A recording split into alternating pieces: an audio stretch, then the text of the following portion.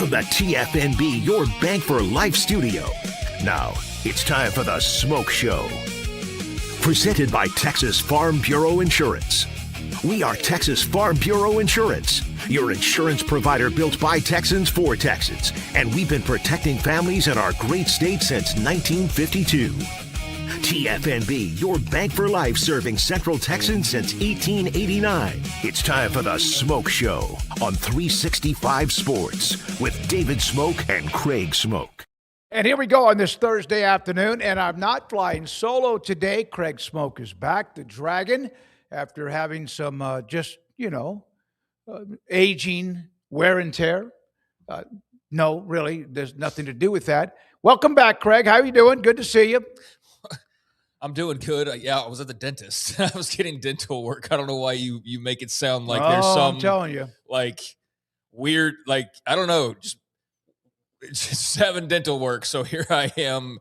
I don't know where you were trying to go with that, but glad to be back and feeling okay, and glad to be here to talk some college football, as I'm sure everything was solved while I was away. I think there were questions yesterday about your absence.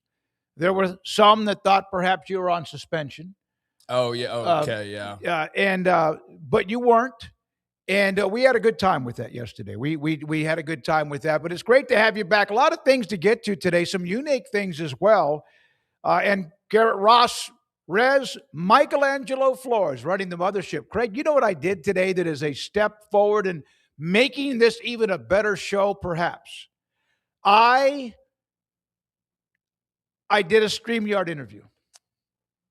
Okay, how is that any different from... I've never done a StreamYard interview. I've done interviews where I've been on StreamYard as a guest. I've done things that Garrett or you, not you, but others have set up. But today I walked and then jumped on the bike. Then it became a speed bike, and I did an interview on StreamYard, which is a technological... It's just something where I can record an interview with video, not just cell phone on Adobe Audition. Congratulations. Yeah, it's a nice step forward into the 21st century for you. I think StreamYard on YouTube is pretty commonplace. There's some other alternatives there, but that's definitely a nice tool to have in your bag, and to be able to not be so reliant on somebody being available to help you with that is a good thing. No, it is. It is. Yeah, great. And I had a great time talking to Phil Steele from the 2026 College Football Preseason Magazine. 32 years strong. He'll join us today in the 4 o'clock hour. Sam Kahn, a little bit earlier than normal. Max Olson, Matt Brown, and also Craig's Off the Radar. All of that today and much more. Let's start with, Purdue has a new athletic director, Tommy McClellan, Rice University. We had their football coach, Barry Odom, on just a couple of days ago. But Tommy McClellan today, as he's introduced as the AD at Purdue, said this today. Recruit, every current student athlete will hear this message repeatedly. We are here to win championships.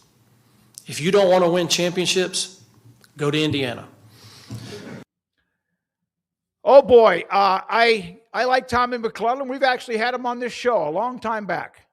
But they just won the football national championship. And I understand you take shots at whatever, but I don't know if that was a smart thing to say. And Barry Odom's probably saying, oh, damn, when do we play Indiana in football this year?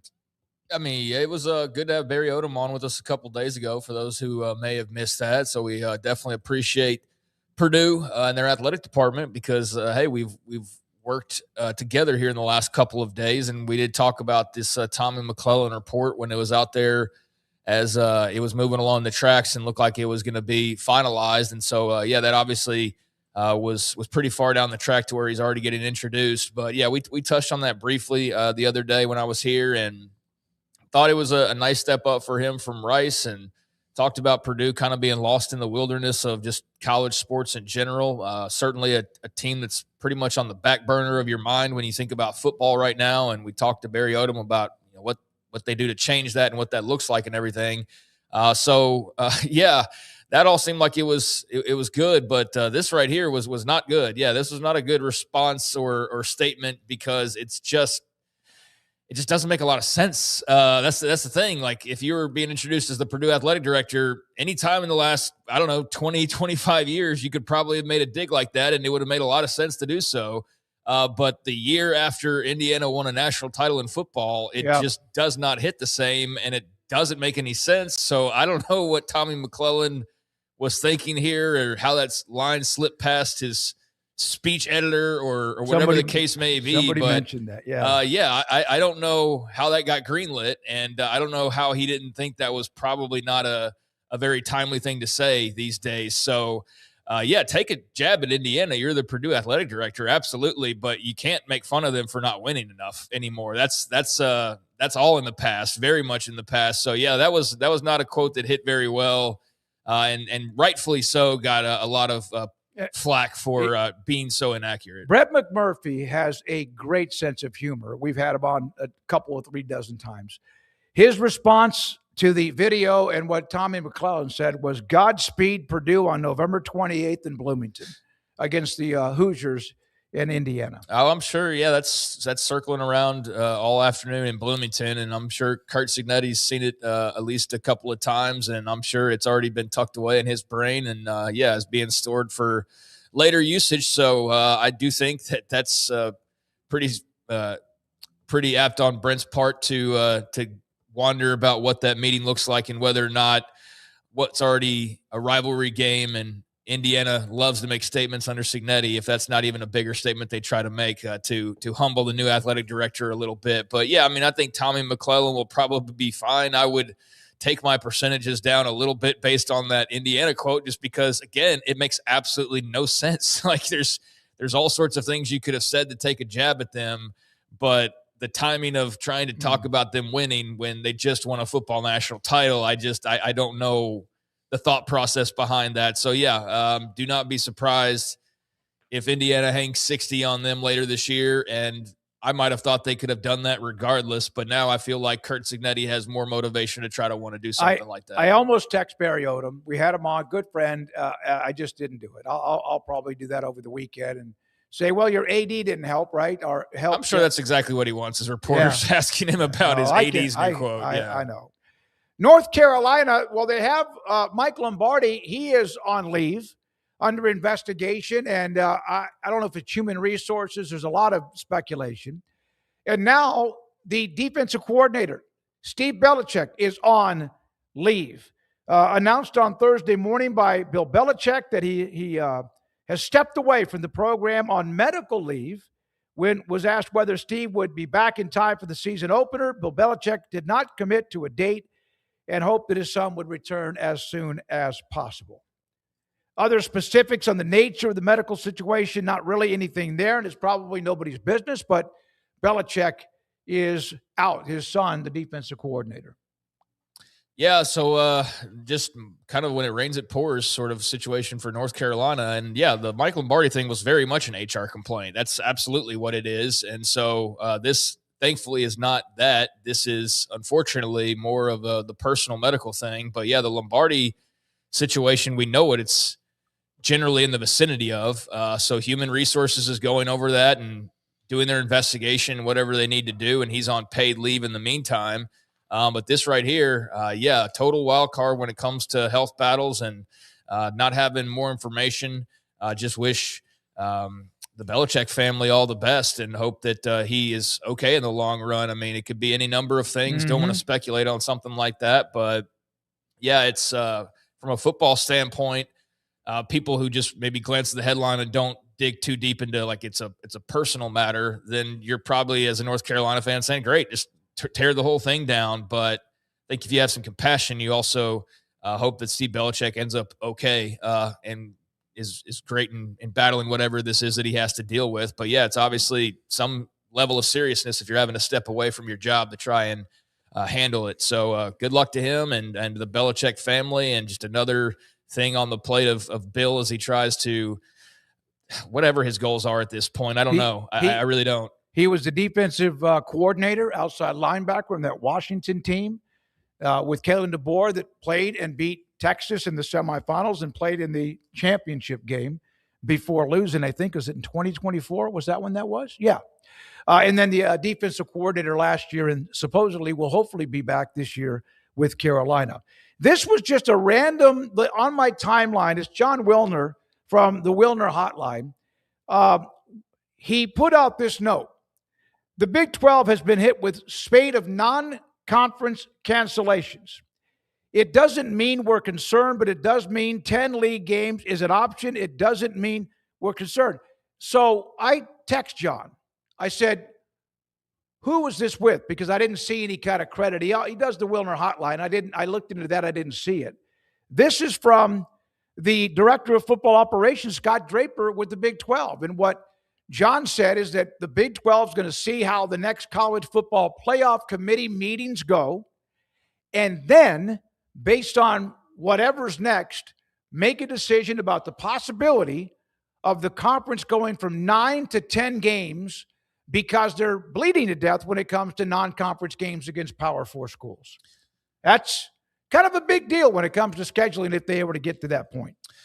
Yeah, it's not great. I mean, you already are at a disadvantage when you get talked about when it comes to your strength of schedule because you have to fight scratch and claw for every little ounce of respect. And as good as Texas Tech was last year, I can go as far back as last night seeing people pan how they really weren't as good as they were advertised to be. Saw that conversation in real time with, imagine it's a bunch of SEC fans, and I forget who the reporter was, but they were just, I don't know, it might have been from a couple months ago, but I stumbled upon it pretty quickly and just swimming around Twitter. So, yeah, I mean, there's a lot of doubts about how good Tech is, and there's certainly even more doubt about how good the rest of the league is, and I don't think that playing each other more helps you in that regard. I think it just keeps you exactly where you are or even lowers you a little bit because now if they're already panning you for your 9 games you're playing aren't that great, well, how are 10 going to be looked at?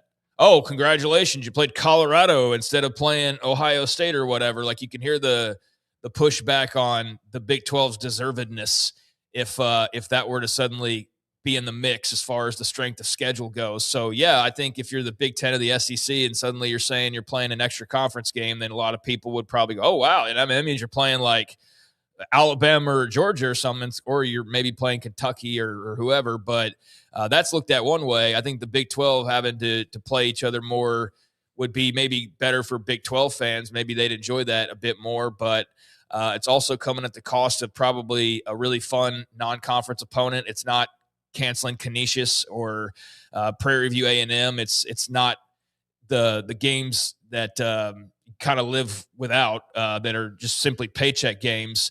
You're not getting to play Ohio State. You're not getting to play Indiana in the non-conference. You're not getting to play like some of those teams. So now you don't have those marks on your schedule.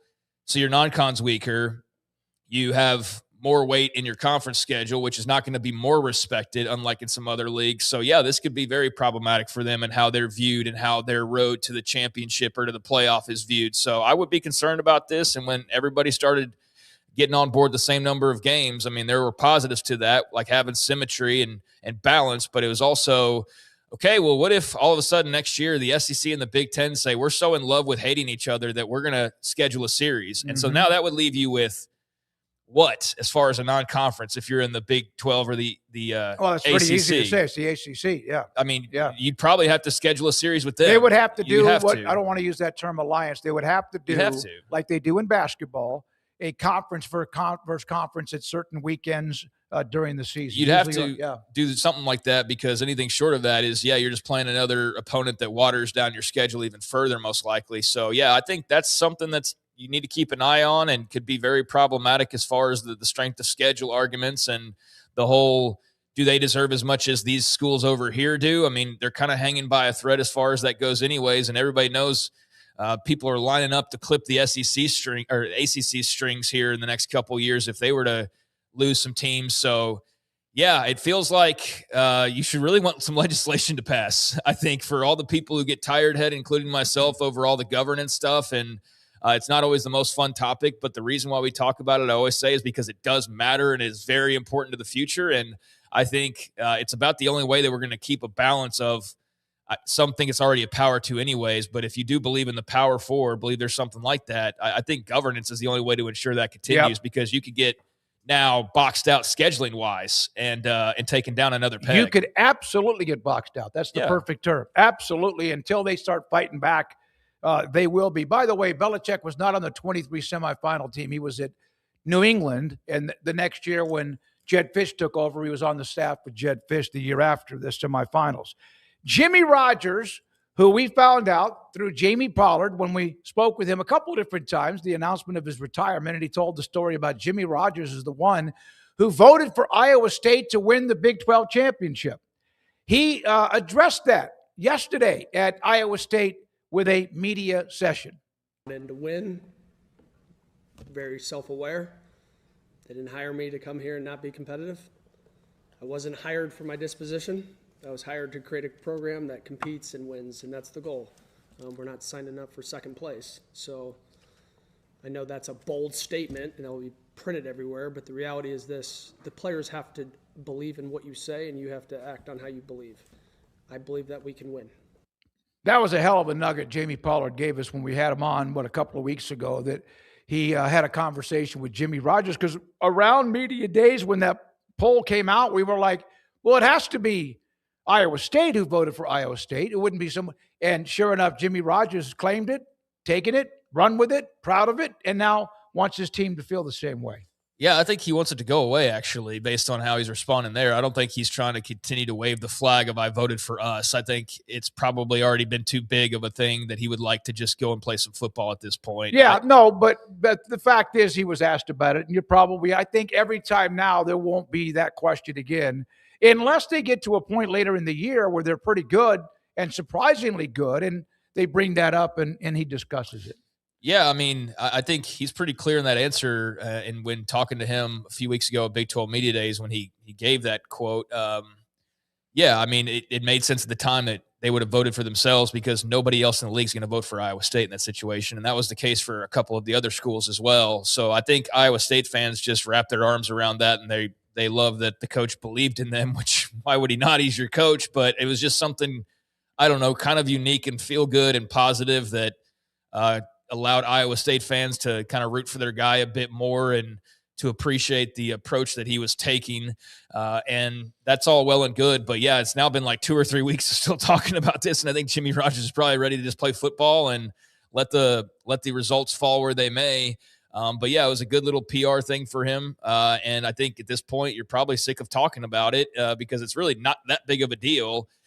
It's gotten a lot of legs, though, and the proof will be in the pudding when they get out there this season and whether they're really all that competitive or not. I have my doubts, but he seems to be a very confident guy. And I also think, too, it's confidence based on what he knows, but I also think he's kind of having to produce that as well. Like if he was just going in there like, man, I don't know, then that could be problematic. So he's just doing what a coach should do, which is believing in his guys. It's really no more complicated than that. We saw him, heard him, felt how intense he is when we sat down with him up in Frisco at Media Days. One more college note, a University of Houston defensive coordinator is Austin Armstrong. Sam Kahn's going to join us here momentarily.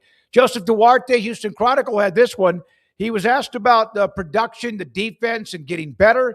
He said, if we give up 40 points a game this year, I'm going to be working at HEB. They've got great benefits in a retirement plan. But he knows with Willie Fritz in Houston winning 10 last year, the expectations have gotten even higher. And I just thought that was a cool quote from Austin Armstrong, Craig, from the University of Houston, who, when I was on a podcast yesterday, a national podcast about the Big 12, you have BYU, you have Tech, both in whatever order, Tech, BYU, and then everybody I've been on, or it's been Houston, it's been Utah, and it's been I'm forgetting somebody. Probably that Arizona school. No, Arizona, yeah, and TCU at the next level below that might be the ones that challenge the two at the top. So Austin Armstrong getting ready for what life might be like after being a coach at Houston, just having fun with that. Yeah, and it's been the same teams for several months now. I mean, everybody's working with the same information from the offseason and from last season. So when we start talking about it from a Big 12 point of view a bit earlier than others, then, I mean, at this point, everybody's kind of saying the same couple things about every league. And for the Big 12, it's that same set of schools that we've been talking about. But yeah, I think Houston has every right to believe that they are rightfully in that group and solidly have a chance to go and play for a Big 12 title, and every reason to believe they can follow up last year. That wasn't some random year of success. That was just the Willie Fritz experience. So they bring a lot of good things back, and I do wonder how they replace a Tanner Koziel and some of those types of players. But for the most part, there's all positives coming back on that Houston roster. So, yeah, every right to believe that. And if he was at Houston, or if he was at East Carolina, or he was at certainly in Alabama, give up 40 points a year on average. Yeah, you're probably not sticking around for too long anywhere. It doesn't matter where you are, expected to win or not. When we come back, Sam Kahn, theathletic.com, he will join us. A couple other notes later on about the Big 12 and a NASCAR deal with Monster and what they'll be a part of this weekend and more. And USC shows off their new football complex. Craig Smoak, David Smoak, The Smoak Show. Thank you for your time. And this is 365 Sports. And QC Kinetics changed my life. Absolutely changed my life. Ran 4 miles earlier today.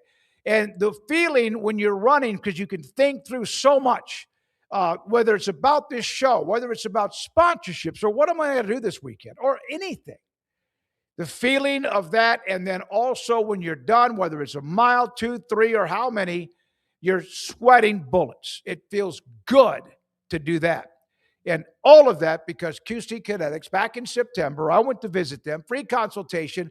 I'd had a hip problem, tugging, pulling, aching for 5 years. Had not run, jogged, or anything, and really just half-assed a lot of the workouts I was doing over the 4 or 5 years because I just couldn't get locked in. I couldn't let my hip release. And then treatment in September, and then another one, and then another one, then another one, as they all kind of build up. And I have one that I haven't even used because my hip feels really good. My weight has dropped a little bit too because now I'm running. And it's all about taking what is your natural biologics. It's now about taking what you have when it comes to stem cells, platelets, plasma from your body and putting it back where you have pain. Elbows, wrist, knees, shoulder, hip, back, all of that. That's what they've done for so many different patients, including me. And so if you are to the point where steroid injections have just basically become they don't make a difference at all. They kick the can down the road if you're fortunate. Now is time to contact QC Kinetics. Here are numbers to both Dallas and Houston. There are multiple locations of QC Kinetics in both cities. 972-972-8610, 713-913-5285. Utilizing natural substances from your own body, platelet-rich plasma, stem cells, and injected into the areas that are affected. Somebody asked me the other day in a chat room, are they painful? No. It's just, I can't imagine if you could have anything more smooth or smoother than the process that I have been through and how I feel today. I want you to feel that way if you've been through anything of what I've told or mentioned. So why not now? Take care of yourself. Free consultation at qckinetics.com. Broker is your Lennox Premier dealer. Right now, qualified buyers can make no payments and get no interest financing for 12 months on a new Lennox home comfort system. Conditions apply. Call Ray Broker Air Conditioning and Heating Specialists for details and a free estimate. Make this the summer event at Allen Samuels in Waco. Drive a 2026 Ram 1500 Limited Crew Cab with your choice. 0% for 36 months or 25% off MSRP. See why it was named to Car and Driver's Best 10 Trucks and SUVs list. And it comes with America's Best Truck Powertrain Warranty. 10 years, 100,000 miles. Come by, let's be friends.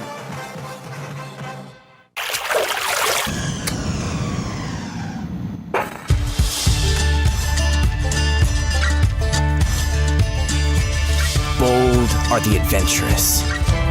Determined are the leaders. Faithful are the healers. At Baylor, you'll find your calling, your people, and your purpose. Dare to be you, indeed. It's time to compete against yourself, finding too many excuses not to work out combined with bad eating habits, and Waco Regional Tennis and Fitness can help reach inside your competitive soul. Discipline, getting results you've only dreamed about, personal training, group exercise classes, and even a tanning bed, world-class tennis facility, and pickleball courts and lessons available. Waco Regional Tennis and Fitness, spacious, clean workout rooms, free weights, state-of-the-art technology, weight training equipment, and no intimidation. It's time for you to react today, not tomorrow, at Waco Regional Tennis and Fitness on Lakeshore Drive in Waco.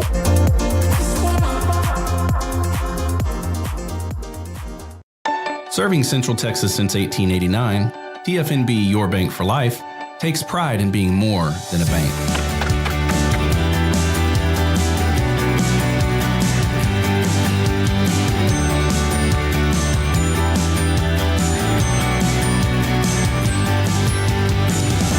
At TFNB, we remain committed to these principles. If you value them too, come join us. TFNB, Your Bank for Life.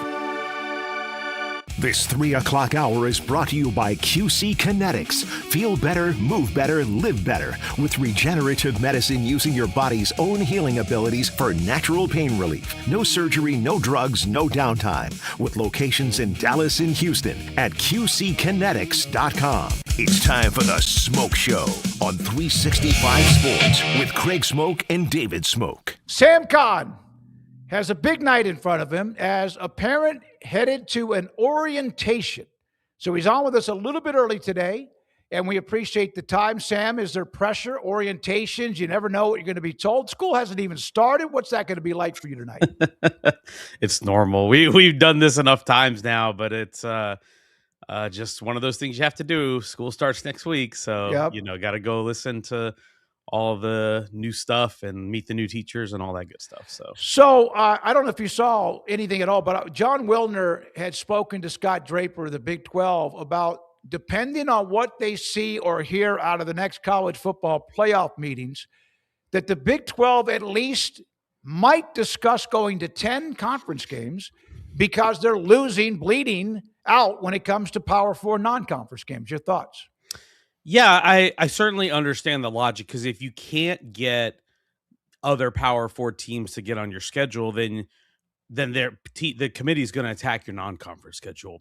The strength of schedule is clearly going to be a metric that is going to be highly valued by the College Football Playoff Selection Committee, and we know this because Greg Sankey and Tony Petitti have emphasized that they want strength of schedule emphasized in this metrics in the evaluation of the playoff teams, and they're the ones and the leaders of the conferences who have the most control over this thing. So you can do it. You can attack it one of two ways. You can say, hey, let's just dominate the schedule we have and then go from there and hope that we get in.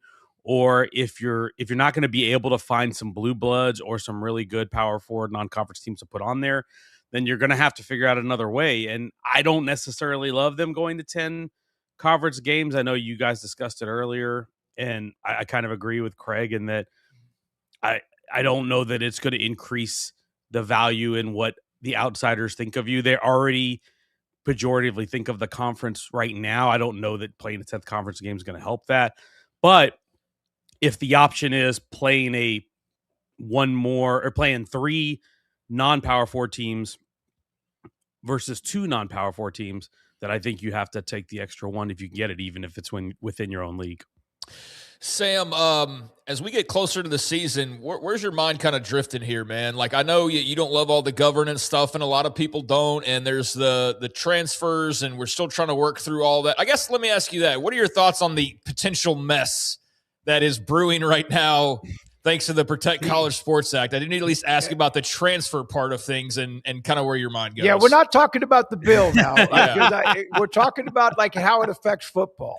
Yeah, for those who don't know, when Smokey asked me if I could come on today, I was like, as long as we don't talk about the Protect College Sports Act, I will come on. I obviously spent some time this weekend working on this and working the phones to figure out what type of impact this would have. But that was all also before the clarifications came, before the clarification on Sunday from the district court judge that it didn't enjoin the transfer portal rules, and the reiteration from the NCAA that they're not going to change. That basically, if you have hired an agent for professional purposes, that you're ineligible to play. So if they're not going to change those things, then we're going to have to go back to the drawing board of people having to sue to against those issues to be able to play. And the the players that fall into that category of they're out of eligibility, but they would have had one for five, but they didn't hire a agent for professional purposes, and they can't transfer. That's a pretty narrow spot. So we went from a pool of probably what could have been hundreds and hundreds of players to probably more like dozens. And so I don't anticipate it's going to have a major impact. I know we saw Stephen Daly, defensive lineman at Indiana. The Hoosiers announced that he's coming back. I think that's a big one because he was, I believe, their tackles for loss leader, at least up until he got hurt. And that getting him back is going to be really big for them. And there's going to be a sprinkling, I think, of impact players that come back into the game from this, as long as those injunctions hold. But I don't see it as this mass chaos in terms of rosters because we're so close to the season and a lot of the money has been allocated to the rosters. The roster spots have been taken up. Could we see a team kick off somebody on the back end of a roster? Yes, there's time to do that because the 105 does not have to be set until your first game. That's when you have to be set at 105. So could we see some movement? Sure. I don't anticipate it's going to be a lot. After spending some time this week in Nashville with all the personnel people, I get the sense that because of the clarifications and the reiterations that we got from both the court and the NCAA, that it will be a little bit of an issue, but not a major issue going into kickoff. And that's as far down the path of that kind of subject as I was planning on going. But that part, appreciate it. You're right. The clarification, I mean, talk about night and day, though, of like what you thought it was on Friday night when everybody's like, oh, my God. And then it was by Saturday, Sunday is like, oh, okay, well, that's totally different than what we thought on Friday night. Because Friday nights was like worst case scenario for the entire enterprise, basically. Right. Yeah. And Saturday, I was spending pretty much the whole day trying to figure out if this was going to be a major deal. And, you know, we talked to people who said, hey, if this is going to be as wide open as we think it is, then teams are going to shuffle their rosters so they can get some really good players back, and especially if they can get them via transfer. But the NCAA has been fighting against this from the jump. And so I never thought that they were going to give an exception to roster limits, which they're not.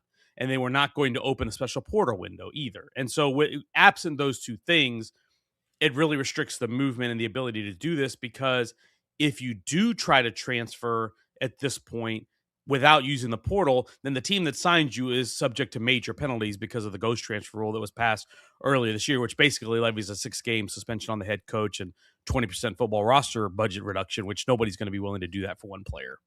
Sam, what was the personnel and recruiting symposium? What was that? Just sharing ideas, picking brains about how the game, the sport is affected? What's that about?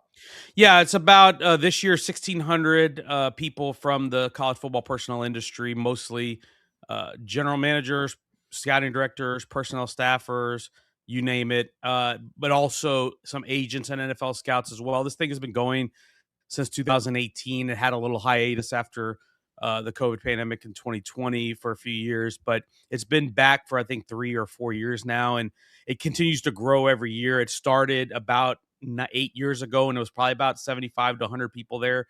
It grew last year to 1,100, this year 1,600. I assume next year will probably be more than 2,000.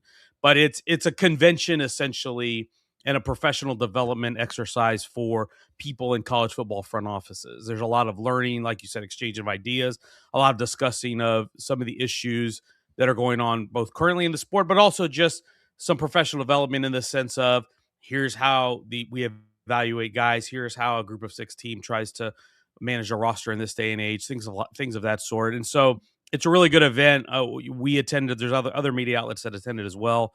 But this is the second year that I've gone to it, and it's really valuable just because pretty much everybody who's anybody in the personnel space is there, and it's a good place just to meet some people, reconnect with old people, and learn a little bit about both what's going on in the industry and with their teams going on into the season and kind of where things are going, and get a sense for how people feel about where we are. And I think a lot of questions about the legislation, you know, people, I remember I was at lunch with somebody who was asking me, do you think the bill's going to pass? And I'm like, buddy, you've got about as good a guess as I do on that. But I think a lot of people are just looking for clarity because they're the guys, you know, the transfer portal is going to open in a few months here in January, right at the heels of the regular season. And everybody's trying to get ready for that and build their rosters for 2027. Obviously, we still have a season to play here, but it's a year-round thing. There's this is something that goes all year round and nonstop, and so everybody's kind of looking for an edge and figuring out what to do and how to do it. 5 or 6 years ago, would there have been about 1/5 the amount of people there? Probably because a couple hundred, I would think. Yeah. Okay. Sam, we talked a lot about Texas Tech this offseason. We've talked a lot about Will Hammond, but as we draw closer here and we're getting all these positive health updates, we know that they didn't need Baron Morton to be Superman last year, and they don't necessarily need Will Hammond to be Superman, but how good do you expect him to be? What are your expectations for Will Hammond? Because I don't think he's just rolling into this thinking I'm just going to be a bus driver either. So when it comes down to him actually seeing the field and playing, what do you think we're looking at? Yeah, so long that he's 100%, which all indications are that he will be by kickoff, I suspect he's going to be pretty good. I think there will still be some growing pains because it's going to be the first time he's a full-time starter in this position as a Power 4 quarterback. There's always going to be some mistakes to learn from that, and he's played a decent bit, so he's obviously learned and developed a lot over the last couple of years, and we've seen some flashes when he was a true freshman against TCU, trying to bring them back in the second half, or what we saw in the second half when Baron Morton got hurt last year against Utah and the way he played in those 2 quarters of action. We've seen the talent that he has, but now can you hold up to the rigors of a 12-game season? Can you hold up to the hits of a 12-game season? I think is probably the most important thing, especially with Will Hammond, who is a runner, who is somebody, his athleticism and his ability to take off and create outside the pocket, whether it's as a thrower or whether it's taken off on his own, that is a major part of his game. And his competitive fire and the way he plays, he's not someone who's going to shy away from contact or shy away from defenders. And I talked to somebody on the Tech staff about that a few weeks ago. I said, hey, how are y'all going to handle this? Because you've got to get him to the end of the season in one piece, and he likes to run. And I think their hope is, and their message is that, hey, when you take off, slide. Get the heck down. Do not take unnecessary hits. They're not going to try to, I don't think, handicap him in the way to say, hey, let's turn you into a pocket passer and never leave it. But I think they just want him to play smart. Just don't take any unnecessary chances if you don't have to. I think that's easier said than done when you're working with a player like this who's as competitive he is and as talented as he is. I think he's a really good quarterback. I think he's good enough that they can win a Big 12 title. I think his ceiling from a talent standpoint is higher than Baron Morton because he has that extra dimension with his legs. But he's not a pocket passer, which I think Baron Morton was, but he also can attack all areas of the field with his arm. There's really no area of the field that's off limits to him. So I think he's going to be really good as long as he's healthy. But the key is he's going to have to play smart. And I think to some degree, Mac Leftwich, the offensive coordinator, is going to have to call it smart for him, especially in these early season games before they open conference play, to not put him in harm's way if they don't have to. After a couple of false starts and having talked to people, are you buying stock in Micah Hudson this year? Man, I talked to somebody just this week about him. Oh. I will say this. It still is hard for me to ignore the talent. The pure talent level that he has is really hard to deny, because the reason why he was a 5-star, the reason why he was the number 1 receiver or number 2 receiver in the country was because of the talent level and the way he played.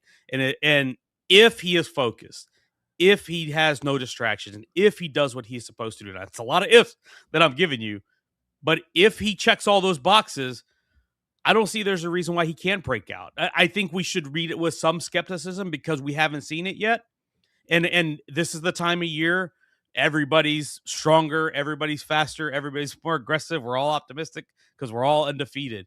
But I think that there is an absolute sense of optimism there at Texas Tech that he's going to take off this year and break out. And if he can play to the talent level that he has, then yes, then I think he's an all Big 12 caliber player. We had Hammond on this week, and I asked him about, you got to be careful to try not to hurt yourself, because that's when you actually hurt yourself. And he agreed and understood that. And he's got a great running game behind him with the guys behind him, Williams and Dickey and Joyner. So when Joyner's back, yep, absolutely. Sam, go have fun at school. Thank you very much for your time, and great to see you. And also, it's here. We're finally here through the off season and headed down that track towards football season. Thank you, and we'll see you on Thursdays, I hope. Thank you. Thanks. Take care. Have a good one. Sam Kahn, theathletic.com, with us on 365 Sports. He's right about talking to the staff, or what Hammond because when you try not to do who you are, be who you are, that's when you can maybe step differently or whatever. Next thing you know, you tweak a hammy or you tweak an ankle, or even worse, you hope it's not going to be worse. Not just Hammond, anybody that's coming back from an injury. Yeah, and I don't regret asking a question to follow about Michael Hudson. I forgot we didn't have him for very long though, so I planned on asking him about a couple of other things. But for the time that we had him, he's great as always, and yeah, good to hear the stuff about Micah Hudson, because so much has been about Will Hammond and the off the field. And a lot about the on the field too, like you mentioned with the stable of running backs. But Micah Hudson, after a couple of false starts the last couple of years and all of the buildup as a recruit, I mean, it does seem like now they're finally starting to kind of turn the corner into wait to no, I think he might be ready now. Like, I think he might be ready. And if he is, then that's scary. Scary news for, I think, the rest of the Big 12 potentially when you got guys like Aiken and others around him, Terrence Carter, that are going to be. Carter's one of those hybrid tight ends that you can do a lot with. Yeah. You know what thing about Hudson? It's not a physical thing. He's always had that gift, even back when first time I saw him at a scrimmage when he was like a sophomore. It's mentally, he's probably locked in because there's been so much in between his ears, confusion, where he wanted to play, who was tugging at him, what was he going to do? That right there, to me, makes him more dangerous because all of that you think has been cleared out of his brain. Yeah, that he can just focus on football and be hungry and be motivated, not so much maybe by the attention or the money or anything, but instead by just going out there and maybe proving the haters wrong or just proving himself and people like Joey McGuire and others around him right. So, yeah, I think that's one of those stories that's been touched on a bit, but I haven't thought about it a lot lately.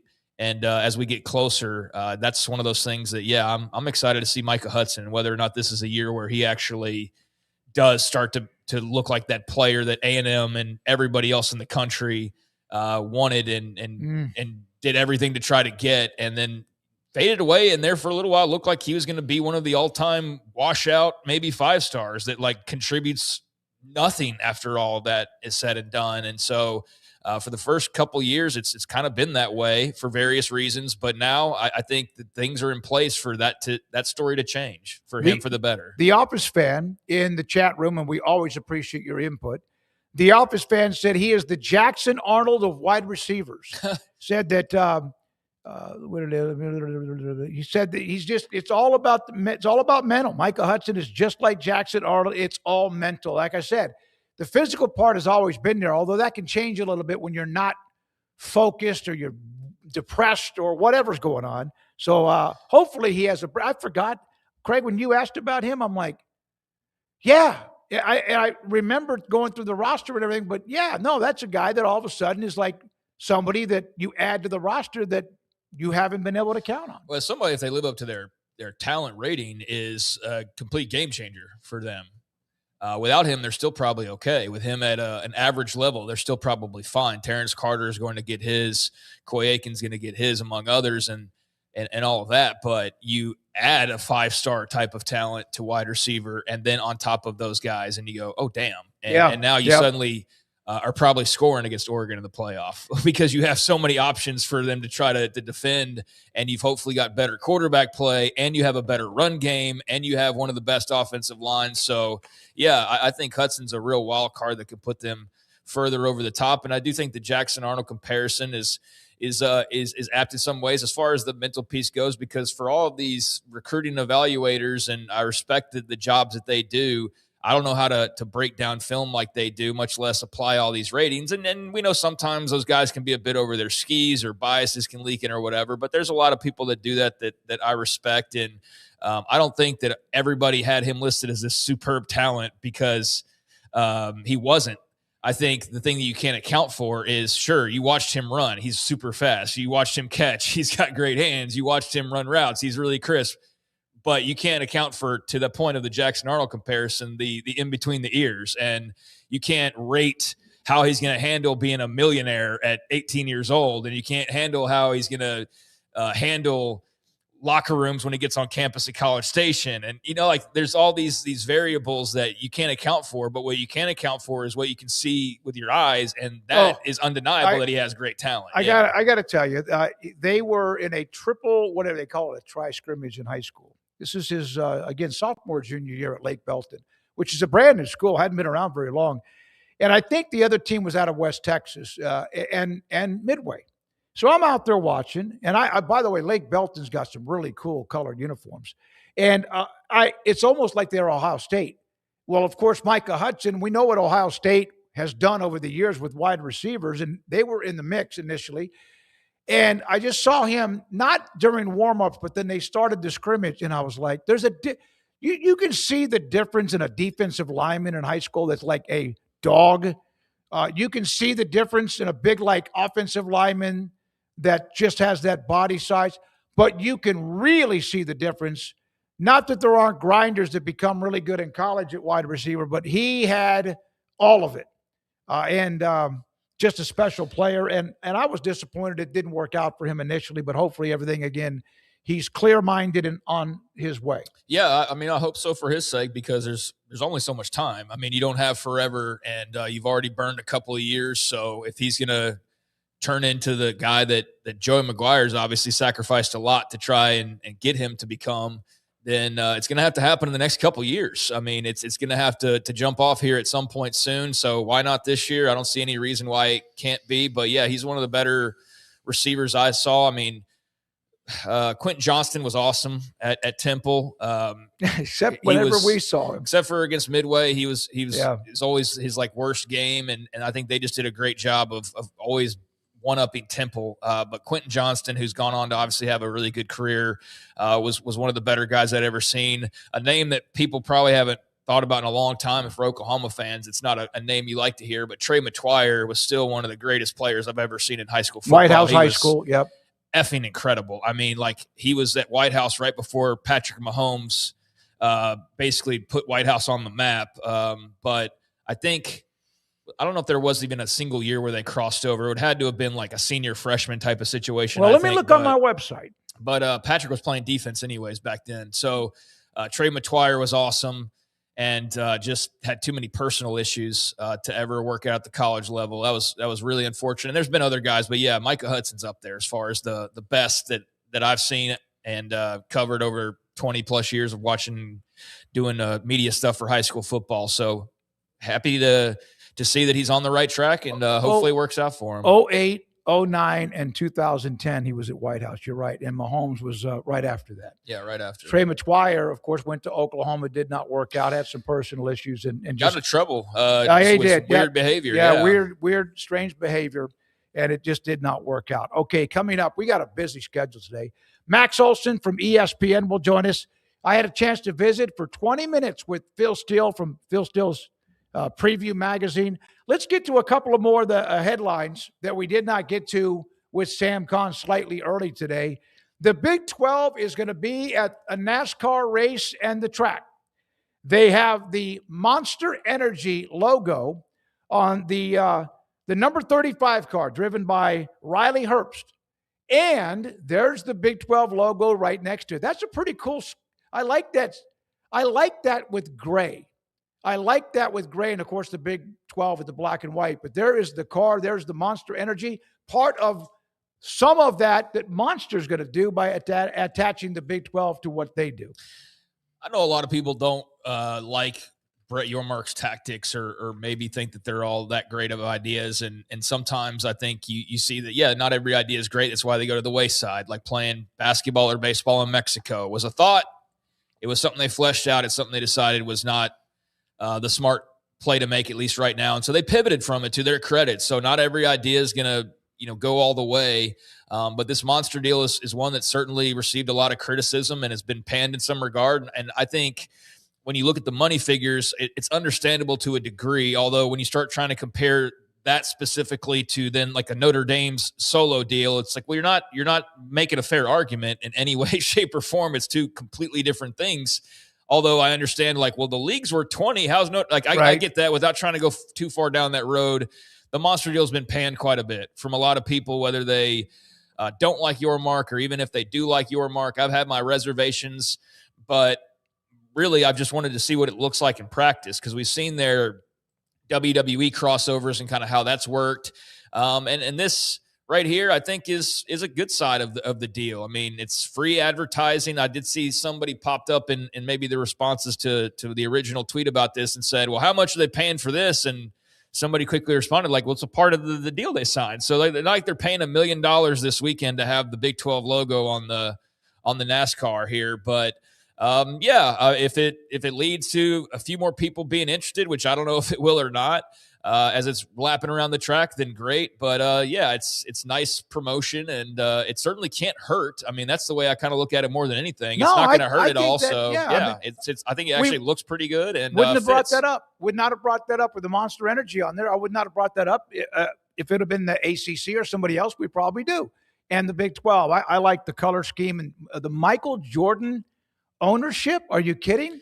That's awesome, because they're having quite the run with what they're doing with Michael Jordan running through the NASCAR. By the way, a couple of chat notes on you mentioning receivers and the ones you saw. Trey McGuire was freaking awesome, man. He was so good. Mentioned the best. I don't watch high school ball very much, but the best player I ever saw in high school was Jermaine Gresham. He was at Ardmore High School, All-American, parade All-American, had 24 receiving touchdowns his senior year and over 1,000 yards. Yeah, he was, and then he was a hell of a player at Oklahoma and also in the NFL for a pretty good time with Cincinnati. So Jermaine Gresham at the high school level, especially I know there's some good ball up in Oklahoma, but especially as a guy as big as he was, even as young as he was back then, a 5-star type talent. Yeah, I bet he was just crazy to watch at Ardmore. And I believe he was rated a 5-star, and I believe that was the whole pocket of time where they also had like Gerald McCoy, as far as like some of the homegrown in-state guys. Those are some of the types of talents that were popping up there in the 2000s. So Jermaine Gresham was freaking awesome, and I can imagine he was a real treat to watch at the high school level. That was, talk about a men among boys. Wow. Also, retired stockbroker mentioned that Micah Hudson's from near his hometown. He went to Lake Belton High School. And Mikel Harrison Pilot, who's now at Houston, remember, played at Temple High School, also was a phenomenal player. Of course, that area, Temple, has produced quite a bit. Lake Belton, too. We'll see them. I'll see them this year. They're in the same district with Midway, moved up to Class 6A. When we come back, Max Olson, ESPN. At 4:20 or so, we'll have Phil Steele from Phil Steele's 2026 College Football Preseason Magazine. He actually, at the end of the interview, said, hey, I have time to come on each week. Let's discuss that. So we will. And off the radar, and Matt Brown, extra points, much more to get to. Andrew Valade with what he does, the wheel, the polls, and the quizzes, 365 Sports. Thank you for your time. It is Alan Samuels, Dodge, Chrysler, Jeep, Ram, Fiat. Ted Teague, General Manager and CEO, right there on the Loop 340 and just off Highway 6, also in Highway 84 in Waco. How about a 2022 Mercedes-Benz C300, 41,000 miles for just $29,990. 2025 Subaru Legacy. This is the pre-owned inventory they have. The Legacy Sport, 13,000 miles for just under $30,000, $29,995. Also, Jeep Ram and Jeep. Jeep with the SUVs, the Cherokee, Grand Cherokee, the Wagoneer. Ram trucks that are honored all the time for how good they are, luxurious they are, how tough and rugged they can be as well. 2026 Jeep Wrangler or 2026 Ram 1500. Right now, the American 250-year editions, and they have those prices available. Ask them about it. Miles with gas prices, although they look like they were going down, that's going to go back and forth and fluctuate. And last call on the 2023 Dodge Charger wide body with the muscular 6.4 liter V8. That's on the lot. That's there for you. Alan Samuels, Dodge, Chrysler, Jeep, Ram, Fiat, Loop 340, and east of 84 in Waco. It's in the major leagues for 24 years. And let me tell you, I can feel it in my joints. Shoulders, elbows, and knees. Trust me, pain doesn't retire when you do. I tried everything to get rid of the pain. Nothing worked until QC Kinetics. Baseball legend Roger Clemens and other patients are getting lasting relief with QC Kinetics regenerative treatments. No surgery. I trust QC Kinetics. You should too. Let's commit to getting rid of all the pain. Schedule your free consultation today. QC Kinetics. Better starts here. With over 25 years of excellence in IT, Carrion Solutions is your trusted technology partner. From managed IT services to cutting-edge cybersecurity, our expert team delivers tailored solutions that drive success. Our portfolio includes products such as Veeam, Bitdefender, Microsoft, Cisco, and Fortinet. Call David Carrion and his team of experts. Call 888-522-2221 or visit us at carrionsolutions.com. Established in 2007 and independently owned, Alliance Bank Central Texas is committed to helping families and businesses meet their financial goals. From their tellers to their board of directors, they know the importance of superior service and competitive products. Customers have confidence knowing that their financial needs are in good hands. It's your bank, Alliance Bank Central Texas, with 2 Waco locations, 4721 Bosque Boulevard and 191 Archway Drive on Highway 84, and at alliancebanktexas.com. Member FDIC and equal housing lender. Hello, I'm Camille Johnson with Camille Johnson Realtors. We specialize in selling residential real estate agent all across our community, and we love serving all types of families. We have been in business at Camille Johnson Realtors for almost 9 years, and I have been a residential real estate agent for almost 40 years. And we love our partnership with 365. So thank you for partnering with me, and thank you so much to all of my clients who have made our company a success. Celebrate American value and American quality during the Red, White, and Blue sales event at Richard Car. You want a Richard Car GMC? Get your Sierra now and save $13,000 or more on every truck in stock with trade-in. Save $14,000 on a 2026 GMC Sierra SLE Crew Cab. Or save $13,500 on a 2026 GMC Sierra Pro, now under $29,000. Drive American quality and get American savings during the Red, White, and Blue sales event at Richard Car. Richard Car, they have the truck for you. Marco's only uses premium toppings, which means your pizza isn't just flavorful, it's mushroom-full, or sausage-full, or pepperoni-full. And you can get unlimited medium one-topping pizzas from the place named America's favorite pizza chain starting at $8.99 every day, only at Marco's.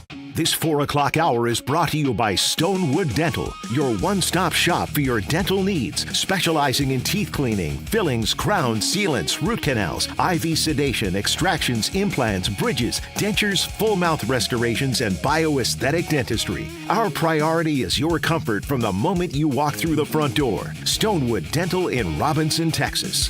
It's time for the Smoak Show on 365 Sports with Craig Smoak and David Smoak. Yes, we do. Max Olson, ESPN, with us a lot of times. Most of the time on Thursdays at 4. He, of course, covers the hell out of college football for ESPN, joins us on 365 Sports. Max, thank you very much. How much will you be, just happy to go cover, whether it's going to watch teams or get features on players, and then games, rather than everything that we've done for the last 6 to 7 months? Yeah, I mean, you look at the calendar and we're not that far away, guys. No, we just gotta pass through. We just gotta push through a few more weeks of press releases and cloture and all sorts of stuff I can't begin to pretend to understand. And let's watch some football. Yeah, Max, on that, we were talking to our fellow friend Sam Kahn a little bit earlier, and he did not want to talk about governance or any of that, and I don't really want to either, but I will ask you similar to what I asked him about, which was the difference in opinion you had when you saw the potential disaster on Friday with the judge's ruling on eligibility, and then what we had learned by the end of the weekend. Pretty stark differences in what we were dealing with, was it not? Yeah, I think like a lot of GMs, I was really sweating on Saturday as you were seeing all of these players through their agents try to announce that they're quote unquote exploring coming back for a 5th year. And I think by Sunday afternoon, Sunday night, you got some clarity that at least as of now, as of where things stand with that Colorado case, that there would not be a August 3rd portal window for these guys and all this movement and stuff like that. But certainly I think you're seeing, and look, to be candid, I think, after spending the week in Nashville talking to personnel folks from across the sport, I think there was a sense of relief on their end too. Like, yeah, if you can bring back your own guys, if you've got the money and you got the roster spot, cool, if that makes sense. But the idea of another round of portal, that's a tough deal for everybody, and especially when there's a lot of details on the academic piece on whether these guys are actually conditioned and ready to play. I mean, there's just so much that goes into this. So as of now, I think a sense of relief that there's not a portal period for those guys, but certainly we are going to see more lawsuits, and somebody is going to try to clear the way for others here to be able to transfer to another school. And that would affect a Stephen Daly, right? I mean, wasn't that announcement on the back of him returning to Indiana, this announcement? So does that still, something like him in particular, that would be a big deal? Does that still need to be cleared out through all the rest of the follow-up here? Or I think there's a chance of, certainly there's got to be some concern about losing the NCAA, winning this on appeal basically, and maybe being able to prevent this stuff. But yeah, Indiana adding Stephen Daly back, who was one of the nation's leader in tackles for loss this year. Just breaking now, it looks like they're going to be able to add Kellen Wyatt back to their defense as well. And when you think about, Indiana went out after their national, during their national title run and went out and got, obviously some high profile transfers from Kansas State, that they're paying a lot of money to on the edge. Like they've, when you go out and get replacements for these guys and then they still come back, the depth and the upside there is pretty tremendous. And I think you'll see other schools, if they have a guy and it makes sense, they'll try to do this. But, that's all we know and can do for now. But I think you'll see Tommy Castellanos and others try to crack that door open and be able to go somewhere else. Yeah, I was wondering, and we had, it was Ryan Mulvaney on a couple of days ago. If you are cleared because of this injunction and you sign somebody, and then it gets flipped back to where you cannot be 5 for 5, I guess those guys just stop playing after week 2 or whenever that happens. Yeah, but I kind of think it's like from the player's standpoint, like if you didn't make it in the NFL, or if you're not, certainly didn't make it to camp and stuff like that, it's sort of like, okay, I get a chance to go back and practice with these guys and hopefully, get in good shape and be able to play in at some point in September or October. And, if that gets taken away, then I'm not sure how much you've really lost, right? I mean, I think So I think it's just pure upside. I think if you're Indiana and you've got these veteran guys who, are leaders and stuff. Now, there's probably other guys on the depth chart who are going to have some feelings about this stuff because they've just gone through an entire off season of training and preparing for a chance to be a starter or be a top contributor. So there's going to be some politics with that. That'll be interesting. But I think that, the potential of that being taken away is certainly on the table too. But I think if you're a school that's got some really quality 5th-year senior guys that are calling and wanting a chance, like if you can figure out all the logistics of it, it's probably not hard to say yes to it. Max, I know it's been a few days, but what was your experience like at Big Ten in Chicago, and just a league that is fascinating with the run that they've been on at the top, and the fact that a lot of people believe this thing can have a 4th straight national title, and it could be a 4th different team like in Oregon or somebody along those lines. I mean, they are definitely walking the walk and talking the talk, but what did you kind of walk away from thinking most about when it came to the Big Ten?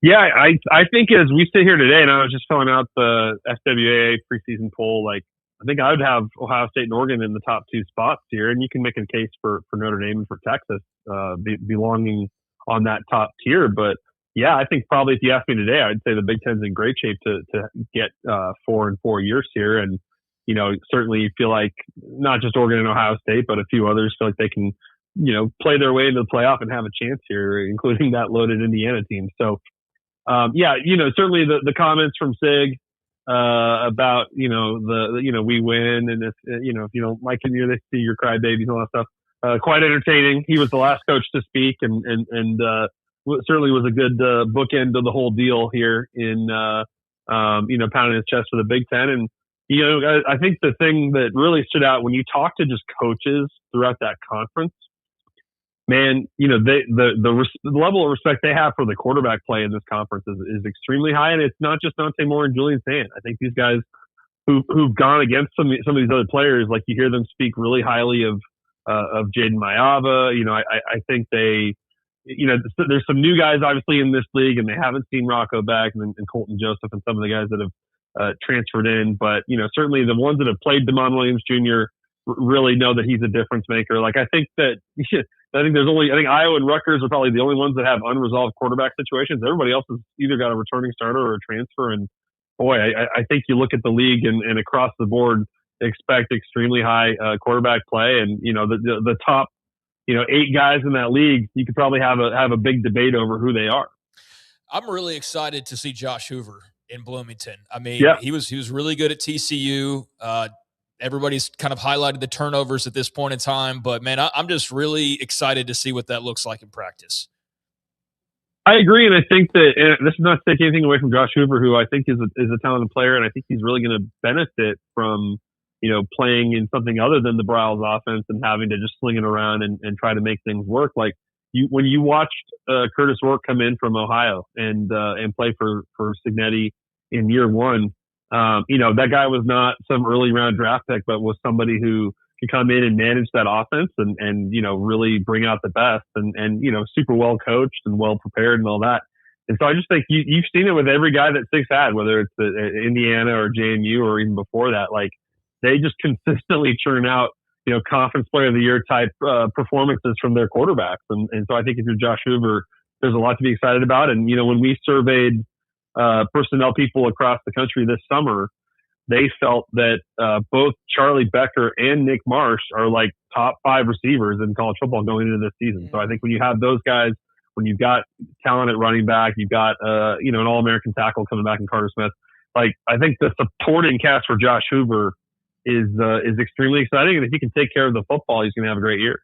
So I saw this note, Conor O'Gara, with this comment when Brian Murphy reported that Steve Belichick's son, is on leave, and apparently it's a health issue. And it tongue-in-cheek, he said, all you need to know now about UNC football is the most stable thing is Bobby Petrino. Yeah, that's right.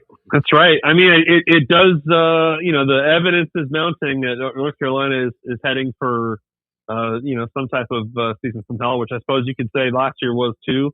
And it's not that there's any like top 25 expectations from North Carolina, but like, boy, it's that's a lot of fires that you're having to put out if you're Bill Belichick right now. And, I think I'm sure that before Mike Lombardi went on leave, I'm sure they felt like they did a better job of building that roster and building that lineup in the portal this offseason. But, you're counting on a guy in Billy Edwards Jr. who, missed almost the entire season last year at Wisconsin. And, you need him to be healthy because you pushed Gio Lopez out the door. I think they brought in some decent players, but boy, it's, I don't know if we're going to expect North Carolina to just totally flip this thing and go win 9 games. If they do, then I guess Belichick's a pretty good head coach. I mean, big opportunity right out of the gates, right, against TCU. So That's right. We'll see pretty quickly. And as we've seen, guys, if you lose that game in Ireland, nothing bad happens for the rest of the year. No, you totally coast. And it's all great, and your fans love everything that happens after that. Absolutely right. Yeah. Max, what are Nebraska fans saying about this year and what they anticipate the season to look like and what Matt Rule needs to do to instill some confidence? Like, we know the changeover at quarterback and all of that, but what has that led to as far as Nebraska fans and expectations for him rolling into this upcoming season? Yeah, in talking with Matt Rule at Big Time Media Days, I think you're in an interesting spot here because there's for year after year with them, there's been like so much off-season hype and kind of that bit about, we're the off-season national champions and all that kind of stuff. And you don't really see that conversation around the Huskers this year. And maybe part of that is just because if people aren't following them closely, then all they really know is that Raiola went to Oregon. But man, I think Matt Rule feels really good about all the pieces of the puzzle he has. And now like they've got to go through camp here and have some injury luck and figure out how to put it all together. I think they're confident in their new DC, Rob Orich, who came over from San Diego State, where he did a great job last year. I think they're really confident that, Anthony Calandria is a guy that fits Dana Holgorsen and fits the way Dana Holgorsen has run his offenses with mobile quarterbacks. And I think that his improv ability is just really, really different than what they've had over the last 2 years. I think they got to find a running back, but I think they feel good at receiver, and I think they feel good about the portal additions they've had this offseason and what they're able to retain up front. And other than Raiola, I think they did a pretty darn good job of retaining who they wanted to. And so, I think the schedule kind of screams like 6-6, but it is easy to start off, easy non-conference this year. And I think they have a chance to be 5-0 going into Indiana. But, it's a little bit different. It's more muted. Like the fan expectation is not like low, like we're going to have a bad year, but it is more like, I don't know that I'm like, people are not really talking themselves in 8 or 9 wins right now. And so, different vibe. That's not to say people don't have any hope or optimism, but I think expectations are a little more, closer to earth here.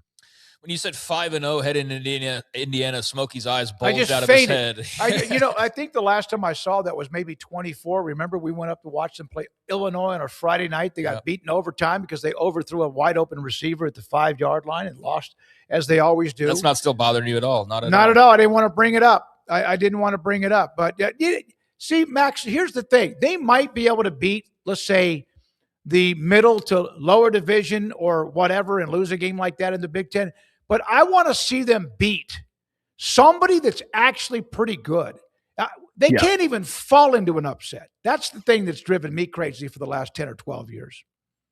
That's right. Yeah, the run of losing to top 25 opponents is pretty insane at this point. And I mean, it's Ohio, Bowling Green, North Dakota, Michigan State, Maryland to start off. Like certainly they can mess around and lose to Michigan State or Maryland. But I think you get an opportunity there to build a little bit of momentum. But man, that's the thing, Smokey. You got Indiana and Oregon back to back, then a break, then Washington, Illinois, Rutgers, Ohio State, Iowa. Like that's a tough back half of the schedule. Most of it's on the road. So I think if they're like 5-0, people will be hyping them and they'll be ranked and all that kind of stuff. But I'm with you. I think it's sort of a believe it when I see it when it comes to them going out and taking down a top 25 opponent and breaking that losing streak and really figuring out how to play their best football and not shoot themselves in the foot. Got a question. John Wilner spoke with Scott Draper, Big 12 football director of operations, competitiveness, whatever, and said that Draper, because of some of the non-conference games that have been dropped by other Power 4 schools, that they have to at least look, seeing how the next college football meetings go, that the Big 12 might at least look and discuss adding a conference game from 9 to 10, because otherwise they're kind of getting blocked out from playing the other non-conference games against P4s. What are your thoughts about that? Yeah, I think that everybody's having a hard time figuring out what is the right answer for scheduling strategy here going forward, because we're just still living in this limbo of what's the playoff format. And I think the playoff format will completely dictate how people look at this. Not that everyone will look at it the exact same, but I mean, I think that you are seeing these games get dropped. I think you are seeing people who are going to look at this and say, you know what, if it's 2014, then it's okay to play a tough non-conference game and get a little bit of a mulligan. And some people will say, you know what, if we just need to get to 9-3, so we should play easy non-conference and get out of these P4 games and stuff. And obviously these leagues have their mandates and stuff like that. But like I think in every conference it's going to be a big discussion here once they, in the next 0 to 10 years here, when they figure out the playoff format and what it's going to be when it expands.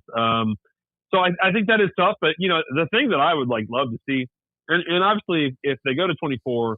People are going to have the conversation about dropping the conference title game. But, man, guys, I still think back to 2020 and the way that the Big Ten was able to say, let's just throw together a final week, a championship week or whatever, where we match up our teams based on the standings and stuff like that and do a final game that way. Like, I'd kind of love to see that if you're the Big 12 or some of these leagues and say, hey, yes, we want to put our best teams in position to reach the playoff and not mess that up. But, I think having more scheduling flexibility and if you can do that as a way to have an extra conference game, I personally, I think that'd be cool to see.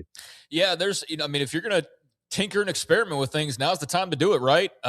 Because if rules do pass, then everybody will be under the same umbrella. But right now, I think everybody's just trying to be as creative as possible. Yeah, maybe there is something. And I think you've heard, was it Nick Saban who was saying they should just only play Power 4 games? Yes, it was. Yep. I think people are I think some people will want to have that conversation, but I just think right now we're all just sort of throwing it up in the air because we just don't know, when it's going to go to 24, and then how do coaches and ADs feel about that, and is it about going softer and best possible, position for getting to like 8-4, 9-3?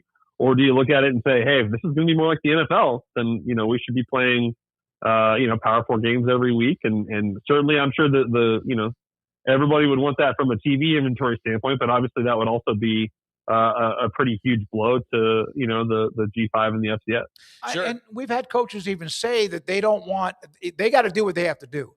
But then you look at, like you said, the UTEPs or others, Lamar, Texas State, et cetera, that those games are critical for them to get the money they need to continue, but they got to worry about themselves. Yeah, but that's not Indiana's problem. Yeah. I mean, that's kind of where you get crossed there. But you're right. I mean, you want to look out for everybody, but also got to acknowledge that maybe you just can't do that anymore. So yeah, that's going to be interesting to see how that continues to evolve. Max, I did want to ask you, how many hours have you spent on the new NCAA video game? We hadn't had a chance to talk to you about it much. I know there was this big revolt over the launch and kind of what was going on early on. That seems to have died down, best I can tell, at least a little bit. But what have been your thoughts on the 27 version? How much time have you spent on it?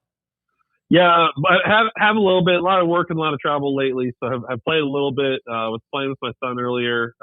He wanted to be you get that mascot mode. So, he wanted to be the Georgia Bulldogs, and I was the Dragon from UAB, which he was quite entertained by. And, he generally, he just likes to run backwards and get safeties. I think that's kind of his strategy for scoring. And so we're kind of trying to work on some scheme there. We're still working that out, but, entertaining. I think, as we get closer to kickoff here, they'll roll out a roster. The game's kind of missing all the freshmen, so you don't get too deep into Dynasty until you kind of get the rosters updated with all the freshmen and stuff like that. But I did see they pushed out an update today, and they added a virtual Neil Brown to the game. So congrats to Neil Brown and the Mean Green. I see where is it as hot now as it was 2 years ago? No, when it first came because back, it's such a drought. Because it was just not around at all for a long time. So I don't think you can replicate that excitement originally. And then some of the microtransaction stuff that kind of killed some of the hype for it as well. But well, it's also kind of like a new iPhone where it's sort of like, all right, they've kind of figured this out. And so now each year it's like there's a couple new features, but mostly it's like not that different. And so it's sort of like, I think that leads to, people are still playing 26 as they transition in 27, stuff like that. But, still a great game. And, I don't really know when college football is going to provide me like days off to be able to hit the six here. It's last few weeks, guys, it's not going great from that standpoint. Yeah. Right. Hey man, you better find that time in the next couple weeks, right? Because definitely not having it after that for a while. Yep, you're right. No, it is barreling down the tracks, baby. Thank you, Max. Can't wait to talk to you again. Have a great week. Thank you, Max Olson. Appreciate you with ESPN. And I was curious about EA Sports because we have Matt Brown coming up later on today, and he always reads all into that, and then many other things. So I want to ask him about what his thoughts have been as it continues into the season. I mean, it's pretty simple.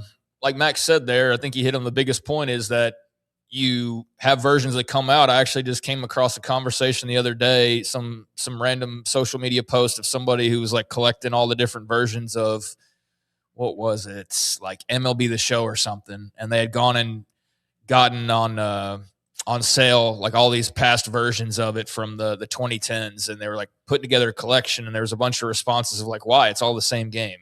And that's kind of what Max is saying there. It changes a little bit from year to year, but not to the point where it's like like if you have 25 that you have to experience what 26 is like. It's like, no, if you got 25, you pretty much know what 26 is like. It's just a little bit of updates here and there with new players and whatnot. But there's not going to be anything close to the hype for when it first came back. It was gone for over a decade, and people have been playing the last version of it for years and years and finding ways to mod it and to keep it up to date. And it was like this whole cult thing. And I mean, I think there's still a lot of those diehard players, but that feeling when you knew it was coming back and it was being allowed to come back, that was the thing. It's like you had it taken away from you. And now it's like they're not only bringing it back, but like now the players are on board. Now you can like have their names on here and all these things that weren't before. And so, once you see it, it's, you just kind of get used to it now. But yeah, I think there's still a lot of people enjoying it. They had that big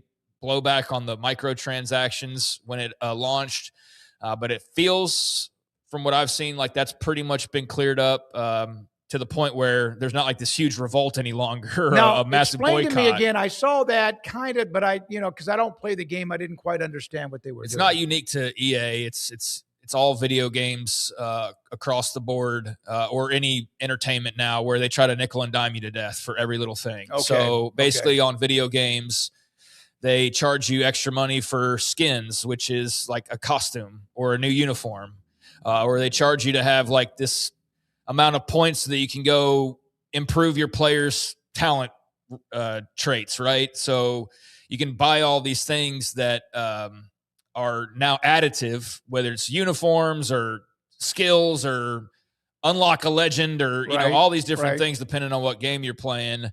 But then you realize after you're playing, it's like, well, I bought the game and now you're still charging me for all this extra stuff to have all, like, can't I just earn it? Or even if it's an earning thing, they make it more difficult or less on your return to earn it. So it's like, it's just being greedy. It's like dying by paper cut. It's just being greedy and trying to squeeze out every dime that you can from every user, instead of just appreciating that you have those users. It's like, how much can we squeeze from them? And so, that rubs a lot of people the wrong way. Are you using the USC football facility in Off the Radar? Okay, before we get to Phil Steele, we're not going to play the whole thing because it's lengthy. The Bloom World-Class Football Performance Center. USC's had to update some things too. And of course, they're trying to get back to a high level with Lincoln Riley and a team that's expected to be pretty good, but in a conference, of course, that at the top is pretty deep too. Here is, and I'll talk over it for a little bit, the football complex that USC unveiled. It's a world-class facility, the Football Performance Center. I think that, Rez, we have a video of it. 3-story lobby with immersive displays. Graphics, there it is. The home of the Heisman.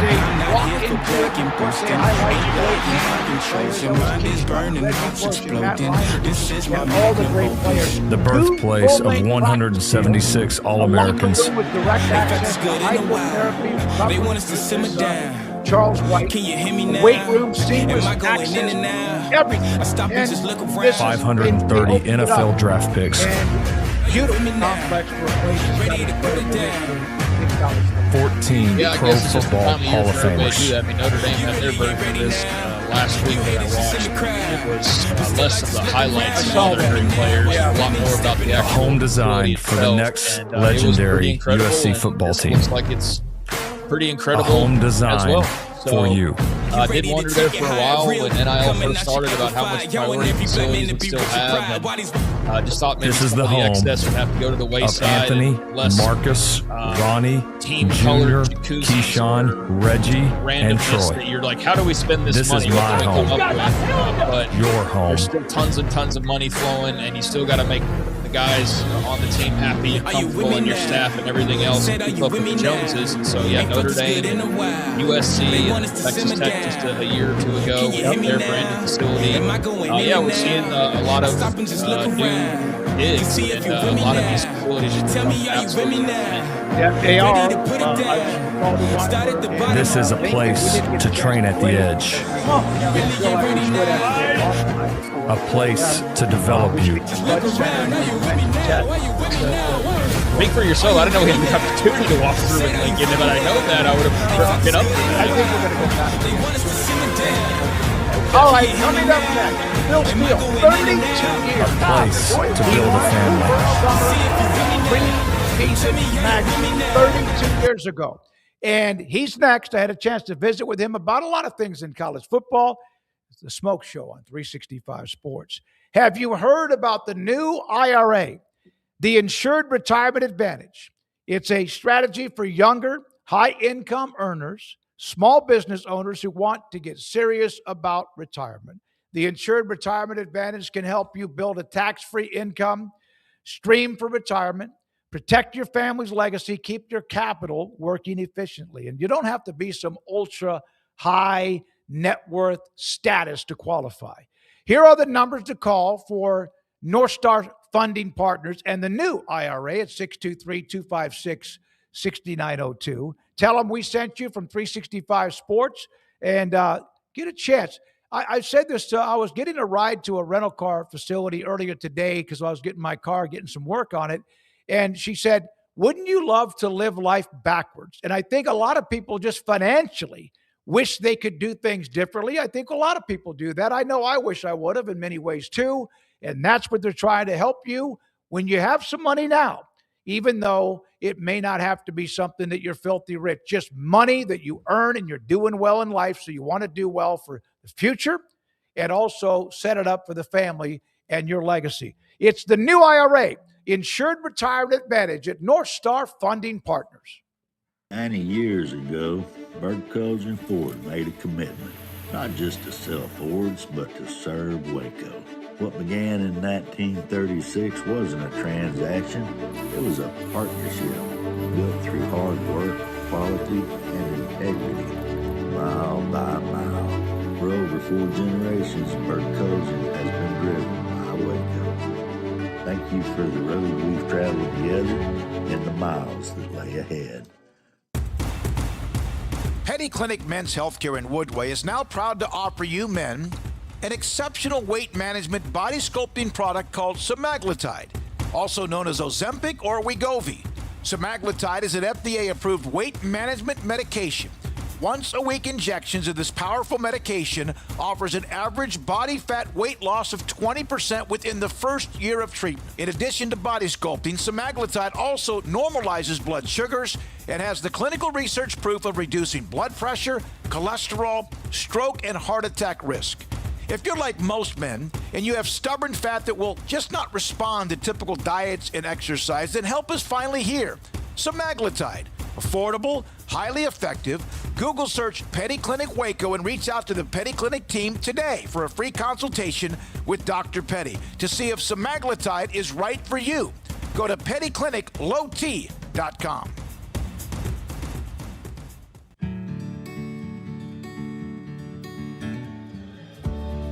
Whatever it is you wrangle, whatever seeds you sow,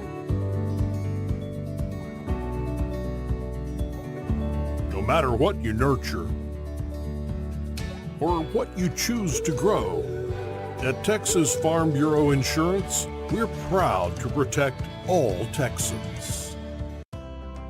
When you play hard, sometimes you fall hard. Sports injuries require special treatment.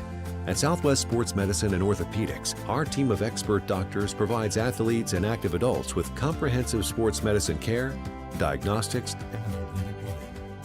Whether you're in high school, college, or beyond, we'll help you get back on the field. Call on the team physicians for Baylor Athletics. Call Southwest Sports Medicine and Orthopedics. I pitched in the major leagues for 24 years. And let me tell you, I can feel it in my joints. Shoulders, elbows, and knees. Trust me, pain doesn't retire when you do. I tried everything to get rid of the pain. Nothing worked until QC Kinetics. Baseball legend Roger Clemens and other patients are getting lasting relief with QC Kinetics regenerative treatments. No surgery. I trust QC Kinetics. You should too. Let's commit to getting rid of all the pain. Schedule your free consultation today. QC Kinetics. Better starts here. I get those goosebumps every time.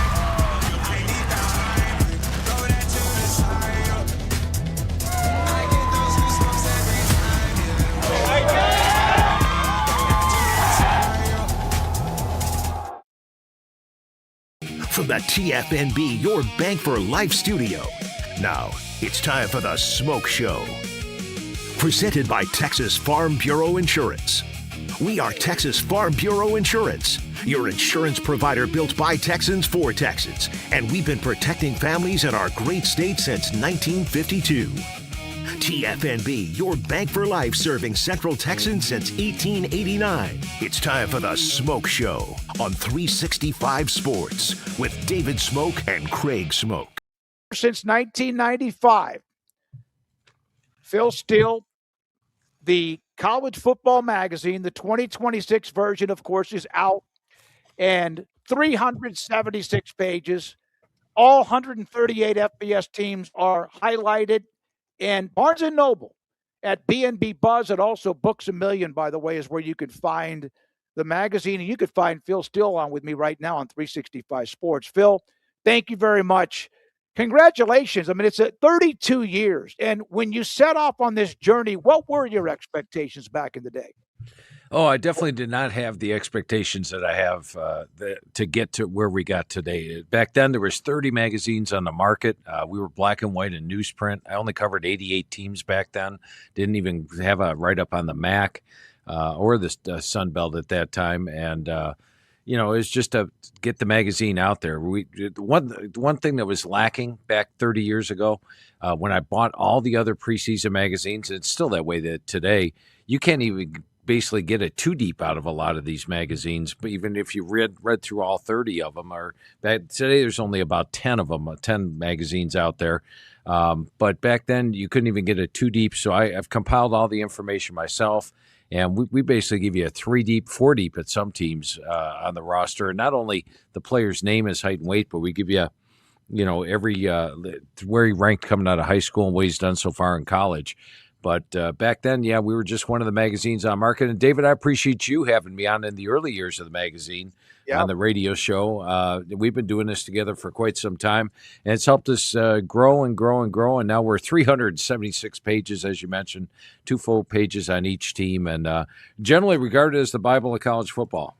Yeah, again, I'll never forget. By the way, when I say 95, I think about, I'm a Nebraska fan, and 97, they won it again, played for it in 01. They shouldn't have. Miami was just better, and Nebraska didn't earn that game, but they got in it. But that's how long ago it's been since they were really, really good, and that's when you started this magazine.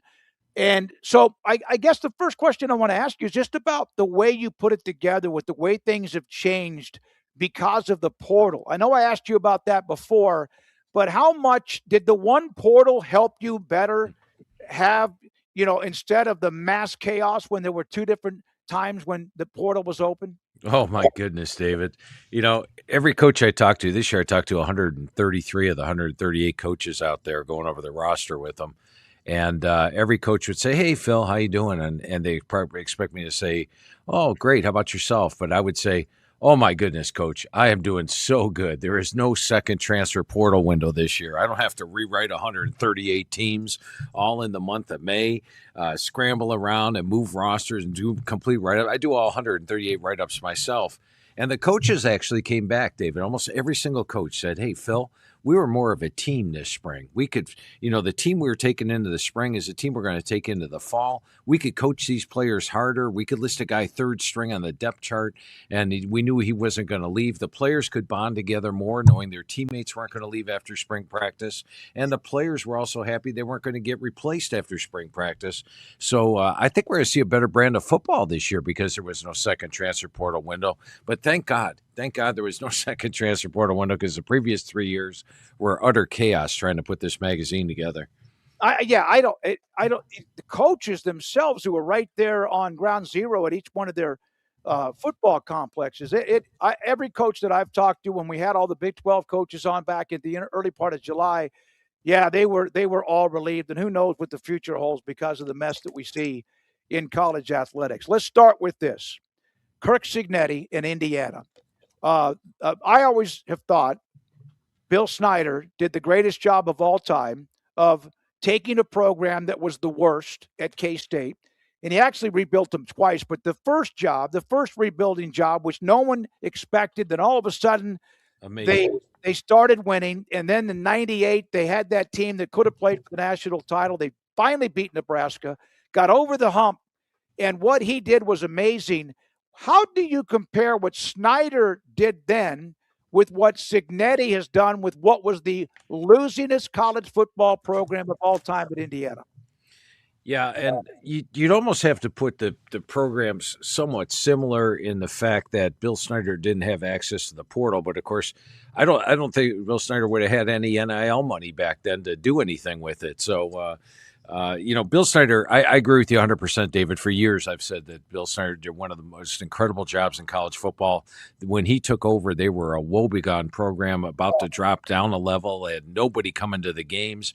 And who the heck do you recruit to Manhattan, Kansas? And to take that situation where they were just woeful and turn them into a national title contender was amazing.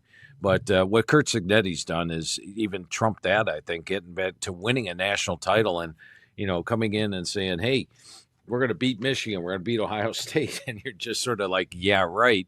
And all of a sudden, he got him to this level. Granted, NIL helped. No doubt Mark Cuban's money helped, but Coach Cignetti is just an outstanding talent evaluator. And the guys he brought in, he hits home runs on almost every single one. So I had thought Bill Snyder did one of the greatest jobs of all time, but I think Cignetti might have even topped that. And of course, he hit on Mendoza. He hit, and he thinks he's going to hit on Josh Hoover, who was at TCU. And he's got even a couple of guys that all of a sudden here at the very end are going to be added to it because of whatever sticks with the 5-for-5, the ruling in Colorado. And yet they're number 6 in the country in the coaches' preseason poll. Preseason polls are made just to talk, to kind of just maybe fodder to lead up to the season. It means it's close. But I don't see him falling off. I'm not saying 16-0. I don't know if they'll win the Big Ten, but it seems like this is not just some short-term fluke at all in any way. Yeah, I agree with you 100%, David. Let me take you back to my first conversation with Coach Cignetti when James Madison was in the first year of the magazine. They had just moved up from the FCS to the FBS, and I'm going over the roster with him, and I'm like, well, Coach, you lose an all-conference quarterback, you have no experience at quarterback, and you're taking a step from the FCS up to the FBS level, so I'll probably struggle a little bit this year, right? And he's like, Phil, I've had an all-conference quarterback every year I've been a head coach. I'm going to have one this year. And guess what? They had one that year. And I anticipate that Josh Hoover will be one of the best quarterbacks in the country this year. In fact, he's a great piece to work with. This guy's got close to 10,000 passing yards in his career, a ton of touchdowns. His problem at TCU was turnovers, but he's got a better run game, better defense here.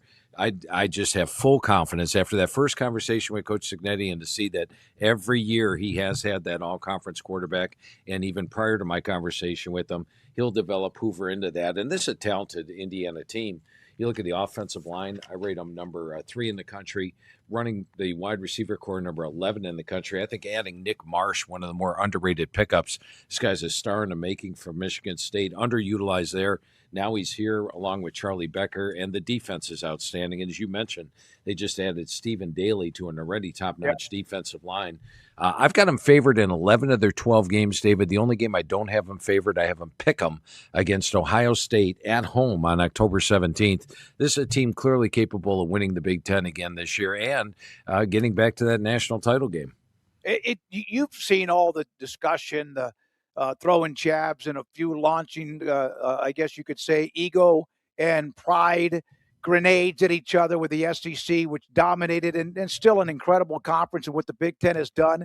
You get a kick out of watching these two behemoths argue on who's the best conference? Yeah, it is a lot of fun to watch it. And, the SEC sort of was like, hey, it's based on championships. And now they're like, well, it's not just championships. It's it's interesting to see the logic change on both sides. But I tell you what, it's tough to distinguish which one's a better conference. They are both clearly those two. It's, they talk about the Power Four. It's really the Power Two and then the next two guys, the next two conferences. Well, let's look at the Big 12. Phil Steele with us, the Phil Steele 2026 College Football Magazine. 32 years that he has been doing this. Tech won. They were supposed to win last year, but they had never done that before. But they ended up validating the win against BYU in Lubbock and dominated the Big 12 championship game. Sataki and BYU stay together. They're good. But let's start with, is there anybody in that top level besides Tech and BYU in a repeat? And who would that be if there is? I think Tech and BYU are the top two teams, but I think there are some contenders out there. You look at Houston under what they're doing under Willie Fritz. They've got Connor Wegman back at quarterback, which is big. They add in a Mekhi Hughes, who rushed for over 1,000 yards for Fritz at Tulane a few years back. And they've got a very good roster. They're one of the more experienced teams in the league this year. Number 9 on my experience chart. Maybe they were fortunate to get to 10 wins, won a lot of close games last year, but I think they're a legitimate contender this year. Both offense and defense are solid. Utah, the question mark I have with Utah is probably at the line of scrimmage. They lose a bunch off the offensive line and the defensive line. But when I went over the squad with Coach Scally, I like what they have, and they've got two quarterbacks, Devin Dampier, Bird Ficklin, and they get the game against BYU at home. That could be determining which team, Utah or BYU, gets to the title game to face Texas Tech. And then you have to take a look at teams like Arizona, which I thought did a good job last year, and even TCU with Sonny Dykes, I think, is a legitimate contender. In fact, Coach Dykes was very unhappy about 2 9-4 years. He wants to get back to that title game. But let's explore Texas Tech and BYU and why I've got them as the top two.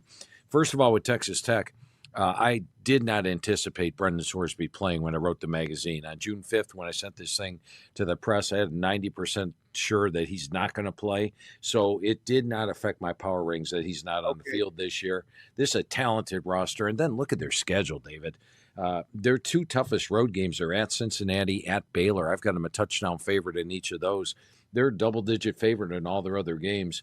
When I went over the roster with Coach McGuire, one of his main concerns was how are we going to battle that bye week? You know, teams into the bye week in the playoff are 1-7. They got shut out after sitting out 3-4 weeks and taking on a team that just played last week. But he's done a lot of research, talking to FCS coaches, trying to overcome the bye week. And with Coach Satake, the main thing I took out of that call is after going through this roster with him, I said, Coach, we've been doing this for 11 years. This is the best damn team you've ever had. And they are big at the offensive line, big on the defensive front seven, experienced in both areas. They've got a veteran quarterback in Bear Bachmeyer, an outstanding running back in L.J. Martin. This is a very talented BYU team. And I know they got blown out in the Big 12 title game last year, 34-7. But I think if those two match up again, we'd have a heck of a game at the end of the year. Yeah, it's going to be fun. I'm so glad Galati, we had him on during Big 12 media days, and you talked to him at length, and he just wanted to see what the others had, like a Penn State. And of course, they're loaded with the facilities and commitment, and it made BYU, they were committed, but it allowed those two to be locked in, and that's where he needs to be. I think everyone agrees at BYU. I was going to ask you about the Sorsby story. That's over. But how that affected your magazine, and you made the right decision by putting it together with him not involved. Did you have to kind of grind through that a little bit, or was that a pretty easy decision to make? Yeah, I listed him in the magazine as a starter, but like I said, I was not anticipating him being there. My biggest nightmare, I wake up in the middle of the night with cold sweats that I'm watching a game and a player's not listed on my magazine that's making a play on the field. So I wanted to make sure he was on there just in case. But I was 90% sure. How are they going to let a guy with all this gambling stuff actually play? They just can't do it. So that was my philosophy coming into it. And I was pretty shocked when they said he's going to play this year, because I would have moved him higher than where I have him at number 9 in my thing had Sorsby been there. All right. Which new head coaching change nationally do you feel like might have the most positive buzz? You have Kiffin at LSU, and then, of course, you have Golish at Auburn, and the Big 12's got new coaches with Rodgers at Iowa State, and obviously we see with Colin Klein, Kansas State. Anybody in particular that jumps out at you as far as one of the new coaching changes? Yeah, I'm going to go with 2 of them, if I could, and both very similar situations. I think if you watch Penn State wallow along and keep saying, this is our head coach, and after like 20 of them refused and they're throwing out names, you're like, oh my goodness, where are they going to end up? And then boom, Matt Campbell. And I'm like, home run. Same thing with Michigan. When they got down the stretch and they're throwing some names out there, I'm like, oh my goodness, they're in trouble. And then Kyle Whittingham comes in out of the blue, and that was a big home run. I think both step into really good situations. Whittingham has a lot of talent on this roster. He brought over not a ton of players from Utah, but quality players from Utah, like John Henry Daly, the defensive end, Smith Snowden coming in at cornerback. So, and plus Michigan had talent already. Bryce Underwood, one of the most talented quarterbacks in the country, and I think he's going to develop this year, especially under Jason Beck, who did a fantastic job both with New Mexico's offense 2 years ago and Utah's last year. They've got the running game with Jordan Marshall, and Savion Hitter, the number 1 running back out of high school, looked like it in the spring. That's a dynamic backfield. The offensive line is going to be solid with Whittingham. The defense is going to be solid. And the thing with Michigan, they host Indiana October 24th. There'll be a slight dog there. They also have to play at Oregon and at Ohio State. But I can see this team, especially if they upset Indiana, They would be a team that could contend to make the playoff this year. And then with Penn State coming off a 7-6 season, the big thing for them, one of the reasons I think Matt Campbell's going to have success this year, how about no Indiana, no Oregon, and no Ohio State on your schedule? That's nice. That's not a benefit that Coach Franklin ever had. And when you look at their roster, he brings over 24 guys from Iowa State. And, we've seen teams. I would have picked Iowa State maybe middle of the pack in the Big Ten last year, so that doesn't make them a contender. But we saw with James Madison, if they come in, they've got the continuity of the head coach, they can do well. And you can't get much more of a veteran quarterback than Rocco Becht. He brings over the entire receiving core, the running backs. And Campbell's a hell of a coach. He always gets the most out of the talent on hand. You look at the schedule this year, they may be favored in 10 of their 12 games. The big question mark game, October 10th against USC, figures to be a whiteout. I think the winner of that game has an excellent shot of making the playoff this year. So I'm going to go with Whittingham and Campbell as the two coaches that have probably the best shot of making a playoff in their first year with the team. Phil Steele with me, David Smoak, 365 Sports. ACC, Miami doesn't win the conference, but they made one hell of a run. Beating A&M in College Station, playing for the national title game against Indiana, and playing that's a tight game.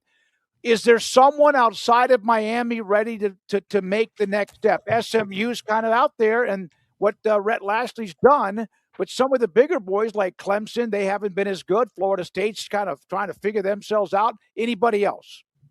Yeah, and David, the amazing stat, and it amazes me every time I write the magazine, is Miami of Florida joined the ACC in 2004, and they've yet to win an ACC title. I mean, you would have lost a lot of money when they joined, to say how many titles they're going to have won by 2026. Your probably guess would have been 5 to 10. But they still have yet to win one. I think they've got the talent to do it. Bringing in Darian Mensah from Duke, along with his top receiver, Cooper Barcade, to go with Mark Fletcher and Malachi Toney. That's a loaded offense. The defense, despite losing Bain and Messador, is going to be outstanding. Your biggest question mark with Miami is the offensive line. But Mario Cristobal is the head coach. I've been talking to him since his days at Florida International, and he always has a top-notch offensive line. So they are, to me, clearly the most talented team in the ACC. The three teams that could contend with them are SMU, as you mentioned. They've got their quarterback back in Keith Jennings. They've got Kendrick Raphael added from Cal, and a loaded team. Clemson. Oh, with SMU, by the way, we'll know about what them after the third week of the season. They open up with at Florida State, at Louisville in the first 3 weeks. Florida State, remember, knocked off Alabama early on an isolated game last year. Those are two dangerous games. If they lose both, there might be to take away some chances of winning the ACC. But if they win both, look out. They could run the table the rest of the way. Clemson, with the exception, by the way, of Notre Dame at the end of the year. Clemson, I think, will get back to playing great ball this year. I think they're a legitimate contender. And then Louisville. Louisville gets their outstanding running back combo back in Isaac Brown and Kewan Brown. Plus, they had in a mobile quarterback in Lincoln Kienholz. I'm interested to see how a mobile quarterback does in the Jeff Brown offense, how he utilizes that. I think those three teams are right there. That Louisville-SMU game could be a key determining factor September 19th. Who plays Miami in the ACC title game?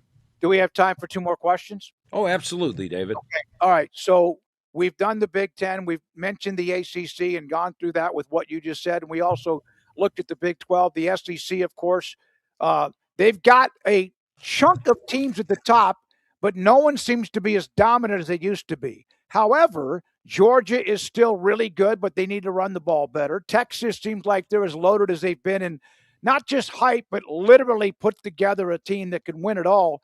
And then who knows with Kalen DeBoer at Alabama, what Kiffin does at LSU, can Ole Miss repeat with Chambliss, et cetera. How do you kind of weave through what you have in the SEC this year? Yeah, I think the two most talented teams in the SEC this year are Georgia and Texas. And when you look at Georgia, they've got a lot of good things going for them. First of all, they're very experienced. There's number 12 on my experience chart. Last year's team was young. They were number 102 on my experience chart, so a big step up there. You take a look at them defensively, they are loaded. And last year they didn't get a lot of sacks, but they put pressure on the quarterback. So the 20 sack might be a little bit misleading. I think they will get a lot more pressure on the quarterbacks this year. And when you look at their overall defense, I rate the defensive line number 9, the linebackers number 5, and the DBs number 3. That's in the country, not in the SEC. special teams number 5, offensive line number 7, running backs number 6. And then they've got the guy that I think is a dark horse Heisman Trophy winner in Gunnar Stockton at quarterback. This guy was very impressive in the big games, 16-2 ratio against ranked teams last year, and also big on fourth down if you watch them, or in the fourth quarter, led a lot of comebacks and did a great job. And they're also one of the homegrown teams. That's something I added to the magazine this year. You know, you could use the portal, but I think if you rely on the portal, you're bringing in 40, 50 guys every year, you're going to have a tough time keeping to your team. Like Florida State. Remember, they brought in 40, 50 guys in the portal, hit home runs, and went 12-0. The next 2 years, 40, 50 guys, and they've had 2 losing seasons. I think the homegrown teams do their best, and Georgia's got that chance. So they do have to play Ole Miss and Alabama on the road, but they are my pick to win the SEC, and I had Texas tied with them. And with Texas, you watched Arch Manning and company at the start of last year. Now, they only had 1 returning starter on the offensive line. They didn't run the ball well. Their top running back last year had 597 yards, and Arch Manning struggled early. But if you watch Arch Manning late, I thought he looked like Arch Manning, or what you thought would be Arch Manning, and now he's got a better supporting cast, a veteran offensive line. They bring in 2,000-yard rushers. Hollywood Smothers, a 1,000-yard rusher from NC State. Raleek Brown, a 1,000-yard rusher from Arizona State. And they already had Ryan Wingo and Emmett Mosley, a receiver. And then you add in a Cam Coleman. This is a much better supporting cast. I think Arch Manning will look like everybody thought he would last year. And defensively, I rate Texas number 4 or number 8 in the country. So they're right up there, both offense and defense. And they have my number 1 special teams. Getting Ryan Niblett back, this guy won a couple games for him last year. Yeah, the Mississippi State game, when they were dead to rights against Mississippi State, and then Niblett, they chip away. You could see Mississippi State starting to kind of like press, and then Niblett runs that punt back for a touchdown, and you just knew that it was just a matter of time. Yeah, and he's back, and I love that. And the other teams in the SEC, I think that will contend. I've got Alabama higher than most. I know they were picked 6th in the SEC media poll, but I think Kalen DeBoer, 3rd year. I understand why they're picked low. They're picked low because they got blown out by Indiana, blown out by Georgia in the postseason last year. They couldn't run the football, and they lose their quarterback in Ty Simpson. But remember, Simpson was a first-year starter last year. I think no matter who wins the job, Keelan Russell or Austin Mack, they're going to have a great year. They will have a better run game this year. I like the depth at running back. I like the offensive line pieces they have. If that comes together, look out. The defense is solid, and I've got them favored in 9 games. In 3 games, I have a toss-up. Georgia at home, and they beat Georgia on the road last year. At Tennessee and at LSU, I think those are all toss-up games they can win. They're my number 1 surprise team, and they are picked low in the SEC. Oklahoma's got the defense. They also have a healthy John Mateer. Remember, he wasn't the same once he injured his hand. I like the receiving core. They added some pieces in Trell Harris and Parker Livingston. The offensive line had 3 freshmen starting at times last year. Better offense with that defense. The thing I don't like about Oklahoma is the schedule. They do play Texas away from home, and then they play at Michigan, at Georgia, at Florida. 3 tough places, but they did well on the road last year. And then the other teams that would contend for a playoff spot, I think, are Ole Miss and Texas A&M. It should be a fun year in the SEC.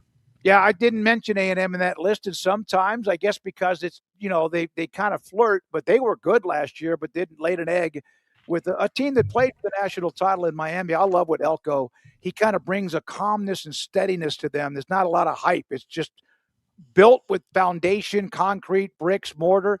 Last thing, of all of you have 1,000 parts of your magazine. Rankings, returning year-over-year starters, homegrown talent, all of the things you have. Is there one that you like the most that you have inside your magazine, or is that asking like, which of your children do you like the most? Yeah, I think you hit it on the head there. Which of my kids do I like the most? So I like all my analytics articles. I think that the first one I started in 1995, turnovers equals turnaround, had like a 75% success rate. Now I've got like 8 of those in there. I'm a math guy, but just the overall breadth of, it's like getting 138 media guides rolled into one. You've got the projected starting lineups. The thing I like about that is that it's not just the player's name and his height and weight, but we tell you where he ranked coming out of high school and what he's done so far in college. All his stats are there. If you want to know a score from 5 years ago, you know exactly where to look. If you want to know, hey, how have these two teams done against each other the last 10 years? It's in there. We give a series breakdown. The analysis, David, when I write this, I write all 138 teams myself. I do it in a 3 write-through process. The first write-through, I read through every article is written about the team for the entire season, and then I've got through all the ebbs and flows of each position and everything, and I write, what kind of shape was this unit heading into last year? What happened last year? What will happen this year? Now, the third part will change during the magazine write-through process, but the first 2 parts don't. And then the second write-through is after the portal, after the freshmen are added, and the third is after talking to the coaches. They put me in order, tell me how they feel about each position. My favorite part of the magazine is talking to the coaches. I talked to 133 of them this year out of the 138, but it's just a labor of love. It takes 7 months to put this thing together, 376 pages. It's amazing. And man, you and I, like you said, we've done this, I think, pretty much 32 years or pretty much the 30 since you started. Phil, thank you very much. For everyone and anyone wants to know, it's 376 pages. Phil Steele's 2026 college football preview. Also available at Barnes & Noble, at B&B Buzz, and also Books A Millions. That's where you can find it. You go online, buy it digitally if you want. It's obviously worth the money and worth the commitment, and it's worth all the time that Phil puts into it every year, man. I appreciate you, my friend. Great segment as always, and have a great football season. Well, I appreciate that, David. And once again, thank you for having me on in the early years of the magazine. And let's continue to do this for another 32 years, huh? Absolutely. I hope we can. Phil Steele with me, David Smoak in 365 Sports. 32 years, I'd be 99 years old, Craig Smoak, and I would love to still be alive, I hope, at that particular time. All right, hit it, Rez.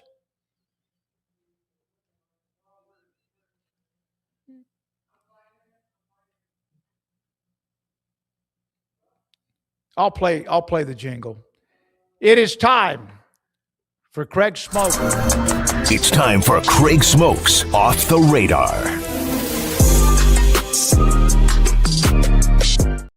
All right. Welcome back in, everybody. Hopefully you enjoyed the interview there with Phil Steele. And I don't know. I love college football more than just about everything, but 32 more years. I don't know. If I was lucky enough to be able to cover college football for like 50 years out of my 60, 70-year life, I actually would be probably be pretty okay with old me. No, because no. My goal growing up, or some people want to be doctors, some people want to be attorneys. I mean, I always wanted to be involved with sports, and specifically college sports. So as much as it's frustrating sometimes, this is always what I wanted to cover, and I've really enjoyed it over the years. So yeah, who knows what the next 32 years can cover, but hopefully Phil Steele's around for a long while delivering those magazines of his. And look forward to reading through that more and more here over the next month as we get ready for the start of the season. But you saw from that little tease there, it's time for Off the Radar. And that means we're taking a look at some stories that are outside the normal scope of our show here, just to kind of break up the college football talk to some degree. And we have other interests as well. And so I wanted to start off actually with a minor note from the high school football ranks, just because this name came across my headlines today, and I hadn't heard the name in a while because I haven't really been covering high school football for a couple of years now, after spending 20 years doing so prior to this. But Neil Searcy, interesting news out on him today. Yeah, I saw that. Yeah. It's not often you see a headline like this, but Neil Searcy, who is a Texas high school football coach, has been suspended from all head coaching duties for the entirety of the 2026 season. That announced earlier today for a, quote, willful decision to violate off-season practice rules, according to the UIL State Executive Committee. He's the head coach at Gainesville, Texas High School. They've been docked 4 preseason practice days, which run from tomorrow through the 11th, and they will also be unable to participate in a scrimmage on August 13th that was scheduled against Frisco Legacy Christian. He's been at Gainesville for the last 4 years, but apparently this all stems from 6 one-hour workouts in May that saw athletes wearing helmets and shoulder pads. He self-reported to the district executive committee, according to USA Today, after the superintendent had found out about the practices. And, well, those are not allowed. So he was placed on probation as well for 3 years and will remain the athletic director. But they haven't been good on the field, so who knows for how long that will be the case, as they've been struggling mightily, going 1-9 a year ago, as USA Today pointed out. But that's more motivation for him to get them out there for extra practices, but it cost him an entire season of coaching high school football this year. So, just randomly came across that. We don't talk a ton of high school football necessarily, but we have crossed paths with Neil Searcy. You know him, and not the best look or the best start to the season. He was at Killeen for almost 6, 7, 8 years, got to know him then. But what doesn't make sense, and I'm sure Neil just got himself sideways, and the suspension for a year he can't coach, but he can still be the AD. Yeah. So the ADs make good money. Somebody else will be the interim head coach, but that doesn't mean he won't have his hands in the football program, even if he's suspended from being the head coach for a year. So he didn't lose his job. He lost his football part of his job, but he's still in charge of the district. Superintendent released a statement, obviously not happy at all. Gainesville, Texas is 7 miles from the Oklahoma border. It is way up north. And unfortunately, they're in the news today. Well, unfortunately for him. So they'll go about their football season with the interim coach. He'll, I'm sure, still have some input. Kind of weird that he is remaining AD. And you wonder, like I said, 1-9 last year, how long that will be the case as well. Forget this part of it, just the lack of success. But now you add this on top of it. So, 6 morning workouts were held in May where athletes wore contact equipment like pads and helmets, which is strictly prohibited. So he has been suspended for the entire year. So just like I said, this is off the radar. That is certainly a story. Yeah, that's big enough. That's absolutely. Yeah. And I printed that story out for when I start doing high school podcast here pretty soon in a couple of weeks too. So some NFL news. There's a lot of that going on as we're actually going to see some football later on tonight, which I'll get to in a moment. But I got to start off. You want the good news or the bad news first, or the good news or the sad news is really what I should say. On what sport? At the NFL. Start with the sad news. We'll go uphill from there. Well, this is college football related as well. It's actually from a couple weeks ago. I just haven't, or maybe just about a week ago, but I just hadn't had the opportunity to slide it in just yet. But I absolutely hated seeing this headline. I'm sure everybody that did as well. But the news on Ahman Green, former Nebraska running back great, Green Bay Packer, revealing that he has Parkinson's disease in the last week. Said he was diagnosed and announced that on the Go Long podcast. Said he, I guess in talking about it, wanted to just kind of open up a little bit. Said he got diagnosed with early onset Parkinson's last year, had a little bit of feet twitching when he was sleeping. Said he knew something was going on long before that, got a hold of doctors, and got the diagnostics and the testing, and then finally got it tested, I guess last January. Said he didn't share for a long time because he wanted to let all his inner circle and friends and family know first. But now he's going out there and he's making it public, and said he's focused on healthy living, working out, nutrition, while taking medication to try to combat the symptoms as best that he can. He's got the twitching at night, which I'm sure just drives you absolutely crazy, but also dealing with short-term memory loss, walking and talking in his sleep. But he said his wife actually told him he'd been twitching in his sleep since 2009, back when he had initially retired. So I don't know how all that works. Won't pretend to be a doctor, but I don't know if that was like early signs of it or if one thing leads to another. I'm not really, I'm definitely not smart enough to know, but he's just trying to make it more well-known. We've got the ALS Ice Bucket Challenges that were going on a few years ago, and they've actually started to return a little bit in light of some folks getting diagnosed with ALS. And now you have Ahman Green here with the Parkinson's and the battle that he's facing. And I have so many good memories of Ahman Green growing up and watching him in Nebraska and even in the NFL as well, that just hate seeing that for him. And wanted your thoughts as well as a big Nebraska fan. I know you really love Ahman Green. Yeah, I do. And I loved him in the NFL with Packers too. He had a slide to him. Powerful, incredible, fantastic speed. He's an Omaha, Nebraska native that played for them back when they had, so many great running backs. Against Tennessee, when they beat Tennessee, General Ursus, I'm sorry, they dominated Peyton Manning in Tennessee. Amon Green went off in that game, but he was silky smooth, played as a freshman, just one of those all-time greats, and I hate to see the news about his health, and that's very, very sad. Yeah, and it was most recently Chris Johnson was the one former athlete that came out and announced that he had ALS, and that kind of sparked back up, like getting the ice bucket challenges going. There was also a wrestling personality by the name of Rebel, who's been around, not WWE famous. She was never really involved with them. She was more of the other companies that have been around over the years, like Impact or AEW, but she announced it recently. They brought back the ice bucket challenge for her, so all the wrestlers have been like challenging people, and so that's just kind of been revived a little bit with Johnson and Rebel, and now you have Amon, which is slightly different, kind of same. There's some similarities with Parkinson's, but just saw that, and scary stuff there. Scary stuff. So best wishes to Amon Green, a staple of my childhood, an incredible player, one of the best that I ever watched as far as not only as good as he was, but also that I enjoyed and rooted for. He's definitely on that list. It seemed like a hell of a player, hell of a teammate, 201 yards and a couple of scores against Tennessee in that game. Yeah, so I just wanted to mention that because you wanted to really get to those stats. Yeah, that's back when they were really good. Yes, so best of luck to Amon Green as he battles Parkinson's moving forward. Meanwhile, the more positive news from the NFL and running backs, current running backs, big day for a couple of them when it comes to new contracts. Jonathan Taylor of the Indianapolis Colts announcing earlier today a 2-year, $44 million extension with Indy, so he'll be making around $22 million annually.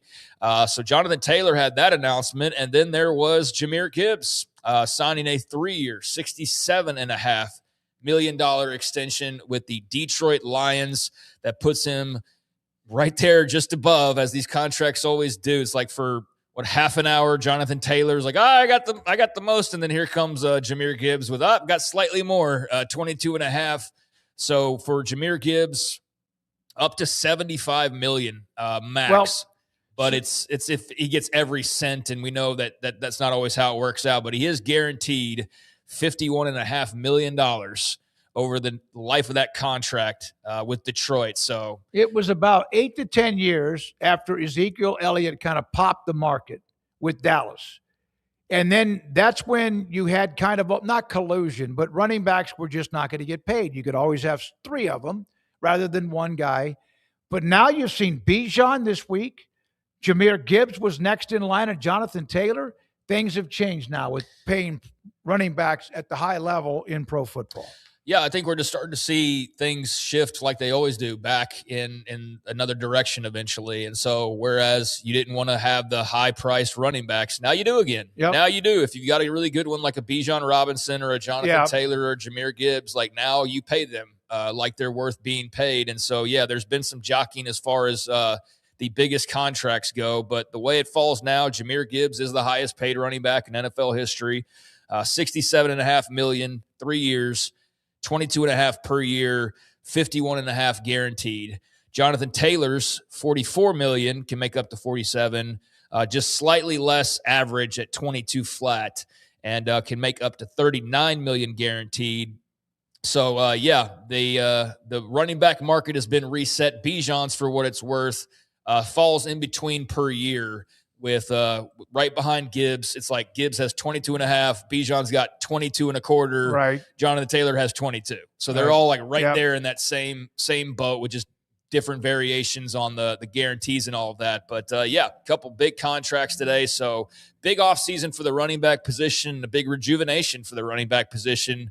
When it came there were sometimes they weren't even getting drafted. Yeah. I mean, for a while there, you knew there were exceptions like a Bijan Robinson that was probably going to be somebody that kind of broke that mold, but he's got some company as well. So congratulations to those two guys. All 3 of those guys can circle back to college football rather easily with how successful and fun they were to watch at the college level as well. So they are getting paid. And meanwhile, later on tonight, how interested are you in preseason football? I was hoping you wouldn't bring it up. Really? No, I'm just kidding. I knew there was a game because I saw it on my ticker, whatever it is, on the little notes that I get every morning with my feed. And I was like, I will not watch a second of that. I know there are some thirsty for that. Like we see people that watch a spring game. They don't even do those anymore. But preseason football, I have no interest at all in it. Nothing negative about it. I'm not going to watch it. I mean, I'm going to watch it. Is it the Hall of Fame game or something? Is that what it is? Yeah, it's the first game every year. It's the Hall of Fame game because it's Hall of Fame weekend. Who knows? I'm just making sure. Yeah. It's the Hall of Fame game. That's the first preseason game of the year. Leads into Hall of Fame weekend, which I'll get into in a second. But you've got a game tonight, so I won't be watching it and studying by any means. I won't have any bets riding on it. I know that will be the case for a lot of other people, however, predictions. Not bets, just bets, but predictions. But I know there will be a lot of that. So there's a lot of those folks who dabble that will be jazzed by having a game on tonight. But just simply having some football, I'll have that in the background at minimum.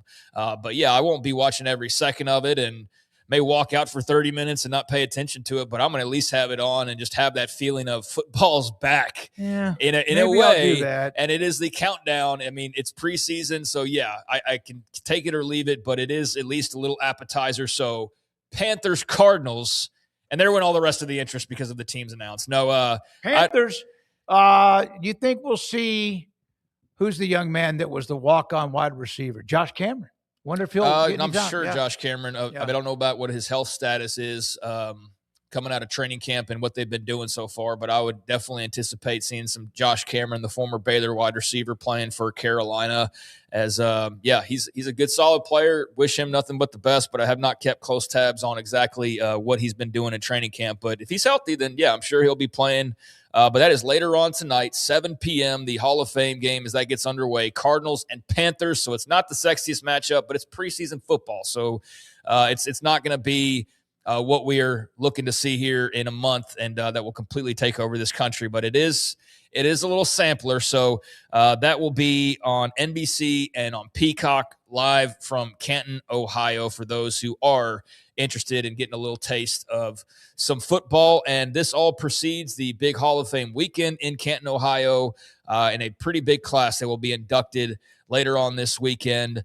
Drew Brees, a part of the upcoming Barry festivities. Odom talked about him. Super Bowl MVP, of course, just legend in the NFL and also the college and high school ranks. Larry Fitzgerald, Sames, not a Super Bowl MVP, but legendary wide receiver. Luke Kuechly, former Panthers linebacker, whose career, I mean, you think about his shortened career, and it was already Hall of Fame worthy of what he could have done with more time, more health, but it was good enough to get into Canton. Adam Vinatieri, awesome kicker for the Patriots and Colts, and then Roger Craig, multiple time Super Bowl champion. Nebraska boy.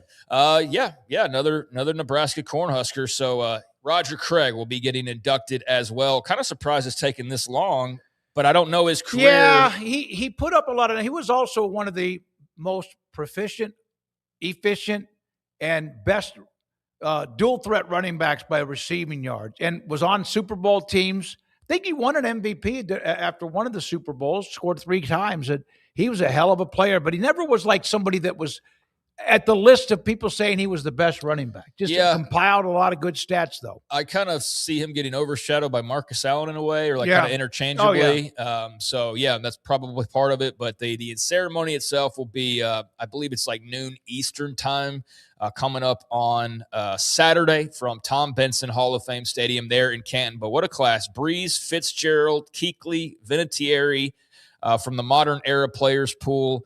And then Roger Craig as well from the Seniors Blue Ribbon Committee. And I will never forget one note on this. Loved watching Brees. He was awesome, a Texas boy as well. Roger Craig was awesome. We share a name. Luke Kuechly was really great. And Vinatieri, nothing but respect for how good he was at such a difficult job. But I will never forget, talk about where were you? One of my biggest in-person at a game moments in history was being in College Station, Texas, when a guy named Larry Fitzgerald and the Pittsburgh Panthers rolled into Kyle Field, and he put on an absolute effing show, the likes of which I had never seen in person at the college level at that point in life. But me and my buddies all walking away from that were like, that freaking Larry Fitzgerald, man, that Larry Fitzgerald, that like we knew we had watched something special that day at Kyle Field, and he was, but that performance was it was crazy to be there for that and to see the Aggies fans just not know, like, can't cover this guy, like there's nothing we can do.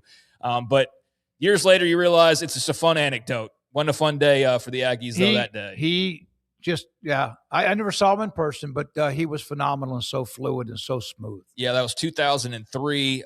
7 catches, 135 yards, 3 TDs. Yep. So there you go. There's a few things off the radar. Craig won 3 Super Bowls. Roger was Offensive Player of the Year one year. I forgot about that. And Pro Bowl, All-Pro, all the things that he did, and now about to be a part of the Pro Football Hall of Fame. Rez, do we have Matt? We do. Thank you, Craig. That's a bunch. Yeah, the Pro Football Hall of Fame game, even though I may not watch much of it, it does signal it's time because all the training camps have opened up. And Matt Brown, extra points. It's been too long. We say that too often, but Matt Brown joins us. Hey, man, how you doing? Hey, I'm doing great. I appreciate kind of being led in with talk about the Hall of Fame game at the beautiful Tom Benson Stadium in Canton. I'm not a big NFL guy. I'm not going to watch that. But it is exciting that the Panthers and the Cardinals get a chance to play on the same field that later this year will host the Extra Points Bowl once again. Oh, my goodness. I forgot to put 2 and 2 together. It'll be a special moment for the Panthers. How much time do you even deal with that now, the bowl game, and how much of that is on your plate? Well, I am very fortunate that we have truly outstanding partners among our 4 Division III conferences that we work with, and the Visit Canton Tourism Board is outstanding. So a lot of the very, the blocking and tackling, if you will, of hosting one of these games, figuring out hotel assignments, figuring out travel, we don't really have to worry too much about that. I will. My preparation for this bowl game will kick into high gear probably in about 3 or 4 weeks. But a lot of the summer is spent, taking some moonshots at maybe some major changes we'd like to make the third game even better than the second or the first. Matt, I wondered, you have so much that you crank out. Some of it's business, a lot of those FOIAs, et cetera. How much do you actually watch college football during the weekend? Not as much as I did earlier in my career, but I make time on Saturday to always watch at least 2 shifts, whether it's the 11 o'clock and the 2:30, and then maybe I have to go be a dad for a little bit in the evening, and then watch those games the next day, or the mid afternoon, the 7 the primetime game. Probably for the first week of the season, I'm just going to sit and watch 13 hours of football, which is what I did a lot in the beginning of my career. But both my job Monday through Friday and my responsibilities as a dad and a husband don't allow me to as easily do 13, 14 hours a day like I did before. Yeah, I can imagine. Understandable. Yeah, you got bigger priorities, better priorities. But yeah, man, there's enough out there for everybody. So, Matt, it's been several months, I think, since we've last talked to you. And so we obviously can't cover everything. So I'll kind of throw you a generalized question here. As somebody who I know in looking at your Twitter feed, you've been looking at a lot of jersey sponsorship stuff and, your typical behind the scenes kind of look-ins. What has sort of been your focus and what's been of most interest to you as far as the business side of college sports and the evolution and everything that's going on here these last few months?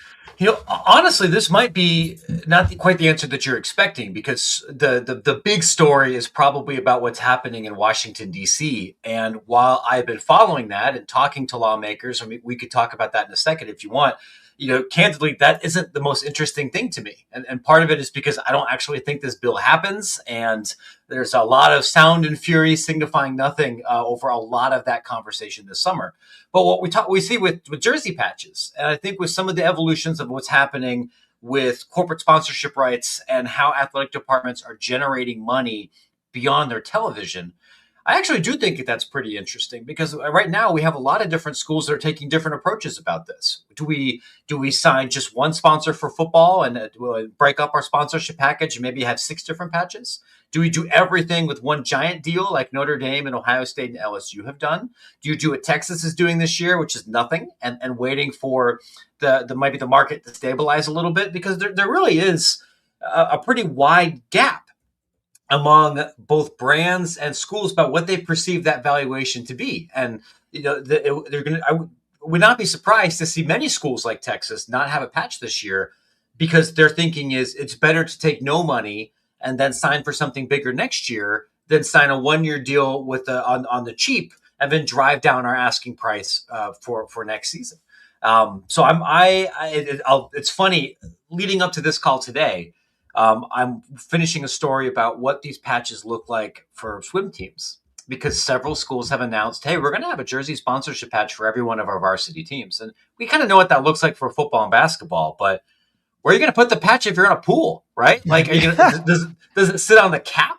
If you put it on the suit itself, no one's going to see it. I mean, not that many people are going to see it anyway because it's collegiate swimming, but you're going to be underwater. I actually got the NCAA confirmed to me, you are allowed to have an ad in the pool itself if you want.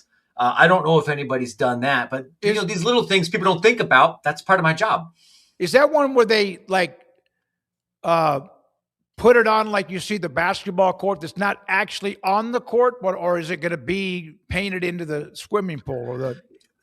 I haven't talked to a school yet that said that they're planning on doing this either way. You could do it via a television broadcast where you superimpose a logo at the bottom of the that's pool. What I meant. Because when you're watching on TV, like, you're going to get a bird's eye view of the pool.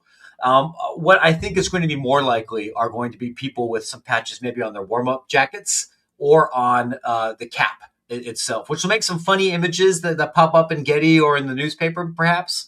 But I don't think that's going to be ubiquitous. But we have some of these schools that have rifle teams or equestrian teams or fencing, and no one's ever really thought about where are you even allowed to do this? Are you gonna slap an ad on like the rifle butt of a gun for somebody, or who knows? We're gonna find out pretty soon. Matt, what did you think about the Big 12 Monster Energy announcement? We were just showing earlier they're going to have the logo on the Michael Jordan car in NASCAR coming up, and there's all sorts of different ideas. But I'm sure you saw some of the pushback, especially when Ohio State and Notre Dame announced their deals of like, well, how's this whole league worth $20 million and this enterprise is worth that all by its own? It's kind of it's not quite apples to apples, but your thoughts on your mark and what he's attempting to do here, and does it make sense? Yeah, I would agree with the people talking about that pushback. To remind folks, it isn't apples to apples. The monster patch that sold for about $1 million each for each school is not exclusive. Like, you can still, and many schools have sold their own other patches. West Virginia, Oklahoma State, Kansas, BYU, they've all got their own other thing here. The monster logo is pretty small. I can understand if a fan was like, aesthetically, this is ugly, or I don't like that it doesn't line up with my school colors like other patches do. But the unfortunate reality, and I say this not to be a homer or to be mean, but an advertising unit on Ohio State or Notre Dame should be worth roughly that of the entire Big 12. And it's not because they don't play quality football in the Big 12. It is because the majority of these institutions have regional fan bases. They are not as geographically spread out or as large of institutions or as large of fan bases as Ohio State and Notre Dame. Large R1 research schools in the industrial Midwest are always going to have an advantage, because what do you do after you graduate college in Ohio? I would know the first thing you do is you get on a plane, you move to Arizona, you move to South Carolina, you move to Chicago, you get the hell out of Ohio or Northern Indiana. And a lot of Kansas and Kansas State grads, they stay in Kansas and Missouri. A lot of Texas Tech grads are, they're obviously Red Raiders all over the country, but most of them are still in Texas or not too far from Texas or in Oklahoma. And so if you're a national brand trying to get as many eyeballs as possible, Ohio State, Notre Dame, Michigan, potentially Texas are going to be worth almost as much as the rest of the Big 12 here combined. That's always been the big criticism. There's excellent college basketball, great athletic brands, not major markets, not as important legacy brands. The biggest brand in this league is probably BYU. And when for many things, it doesn't matter at all. Like, you can win a national championship at a Big 12 school, no doubt about it. But when it comes to valuing this particular asset, I'm not surprised at all. Whenever Michigan announces one, I think it's going to be in that $17 to $20 million range too.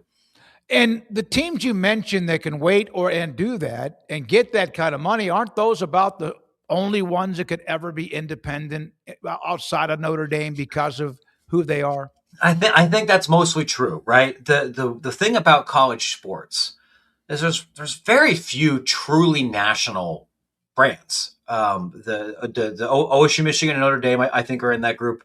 Texas is probably in that group. Maybe post Saban, maybe not even Alabama anymore. And for a little while, Oregon was in that realm, and they're not now.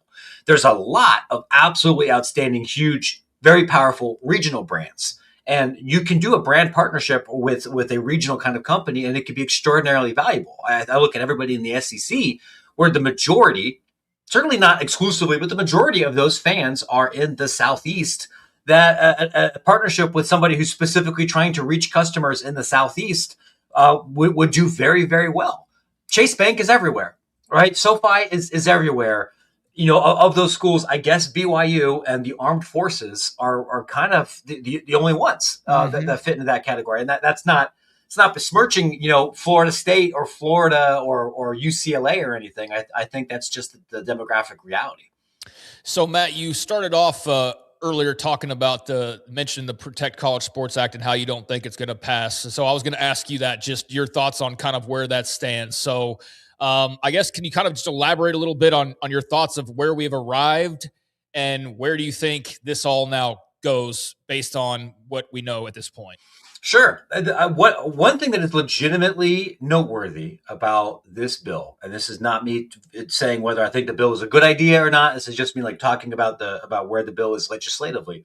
This is easily the closest we've ever come to a federal college sports regulation bill. This is the first one in a long time that's been meaningfully bipartisan. It has there's I think we're up to 6 different co-sponsors now, both Republicans and Democrats, and it is a legislative priority from the Senate Majority Leader and the President of the United States. Here's the problem, though. It's August 6th. It's Thursday. Tomorrow, Congress is supposed to go on a 3-week break. And it's in the Senate Majority Leader's best interest for that to happen, because this is going to be a very difficult campaign cycle for Republicans, and they need to spend as much time in their home states campaigning as possible if they want to keep the Senate, which 6 months ago seemed like a completely foregone conclusion. Now it isn't. And there's so many other things that have to happen, or that Thune and Trump and everybody else wants to happen in a very compact window. There isn't a fully confirmed attorney general at the moment. There needs to be a new budget bill. There's bills about cryptocurrency and sanctions on Russia and the armed forces, all trying to be squeezed in this very small window. Now, I do think that we have more than 60 yes votes for the Protect College Sports Act in the Senate. It's not 70, like I know some Republican staffers have been saying. It's going to be in the low 60s. But what I think is most likely to happen now is that it doesn't get voted on by the full body before everybody goes on break, which means we will return to this in early to mid-September. And who the heck knows what will happen from between now and then? It's already going to be a difficult fight in the House. And you're asking me then to predict, hey, how could the conflict in Iran or gas prices or international relations potentially impact the legislative calendar? Could be any number of things. And I think that's been part of the struggle for a lot of college sports people to kind of write about whether this bill will or won't pass. There's some, political factors that are about the SEC. They're about the Big Ten. They're about specific senators. But the majority of it really has nothing to do with college sports at all, right? Mitch McConnell being in the hospital for 2 months unquestionably changed the timeline of this particular bill. This is what happens when you wait until the absolute last minute to get something done. Matt, I brought this up earlier in the show. EA Sports, of course, that long-awaited, for God's sake, is it ever going to come back? And then you were all over that, and it came back, and it was huge. Has it lost any momentum? Is it still a big deal? It's still a big deal. It's still profitable. I would say it absolutely has lost some momentum. There's a couple of reasons for this, right? The first game came back, was 2.5 years ago, right? 3 years ago, was a cultural phenomenon. I think that was really because there was so much pent up demand because we hadn't had a game in 12 years. So bringing this back was a major nostalgia trip. And everybody already knew that it was going to be profitable. I played the game a little bit this morning. I have EA 27. It's not a bad football game, but not only is there no more like nostalgia, there's no more shock value of finally having a game, but you've reminded consumers about what it's like to depend on an EA product. there was a really significant fan backlash about microtransactions that drove a lot of casual players off of the platform in the beginning. I was just looking at this earlier this week about the sales numbers for games on the PlayStation, which is where the majority of sports game action is, as opposed to Xbox. The games that are the most sold over the last month. And college football was 10th. Which is not a good place for it to be in that window before Madden comes out and before the season starts. If more people are playing NBA 2K or Fortnite in early August, your game is not going to come close to hitting the sales numbers that you had before. We're not in like a danger zone situation, like where they're going to get rid of the game, but this is a difficult place for EA to be in, especially because, hey, the Saudi Arabians and Jared Kushner just took the company over a couple days ago. Like that sale's gone final. The company's gone private after being publicly traded for years, and it's loaded up with debt, which means it has to become even more cash positive very quickly, which makes it harder to do the things like, hey, we need to go put our heads down and do software development for 8 months rather than constantly trying to get nickels and dimes out of the couch cushions for this game. Speaking, you got to be kidding me. The timing Perfect of you timing. saying couch cushions. Yep. And he's looking for him right now. Yeah. He's looking Thanks, for the Peach. game. Yeah. Peach, that's the name of the dog, huh? That's the name of the dog. Yeah. My girl's named her. Yeah, that's cool. I love that. Yeah, and Matt, it's like you can't ever replicate the first time the game's announced as coming back after being gone for so long. And also compared it to, I'm not a player of it, but I saw a lot of people mentioning this in kind of relation to the MLB games where it's like, why'd you go get the 2020 game to collect? You could or why'd you get the new one? You could just play the 2023 version. Like there's subtle differences, but not enough to make you need like every new copy every single year, I think, for some people. And the reason that sports games are set up this way, much to the chagrin of a lot of consumers, is that the licensee, Major League Baseball or the power conferences, as part of their agreement with the game publisher, wants a game every year. Because if there's a Major League Baseball game every year, then that means all the Major League Baseball players who get a license check, all of the Major League Baseball teams, everybody whose IP is in this game gets that check every single year. And for professional athletes, in their unions, this is a non-trivial amount of money you get from passive income every year. Like individual player payment for all three of these is in the thousands and $10,000s of dollars. So there's an incentive from the schools to also want a game every year. But the problem is that functionally means that the developers have like 5 months to make a completely new game before then they have to go into bug testing and optimization and get ready for the next release. That's just not enough time.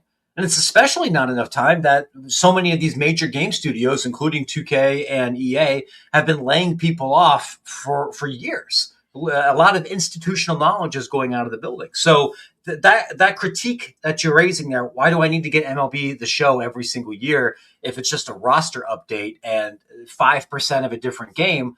I understand that. And in a world now where video games have become a lot more expensive, a lot of things have become more expensive, but particularly gaming has become a lot more expensive in the last year and a half. I don't blame anybody for reaching that exact same conclusion. I will certainly buy fewer video games now than I did 2 or 3 years ago. By the way, if you want to read about what Matt said about Oregon State women's basketball, their push for the union and how that ties into maybe Northwestern or anybody else, that is in today's newsletter with Matt Brown's Extra Points. It's Extra Points at what? Extra Points MB.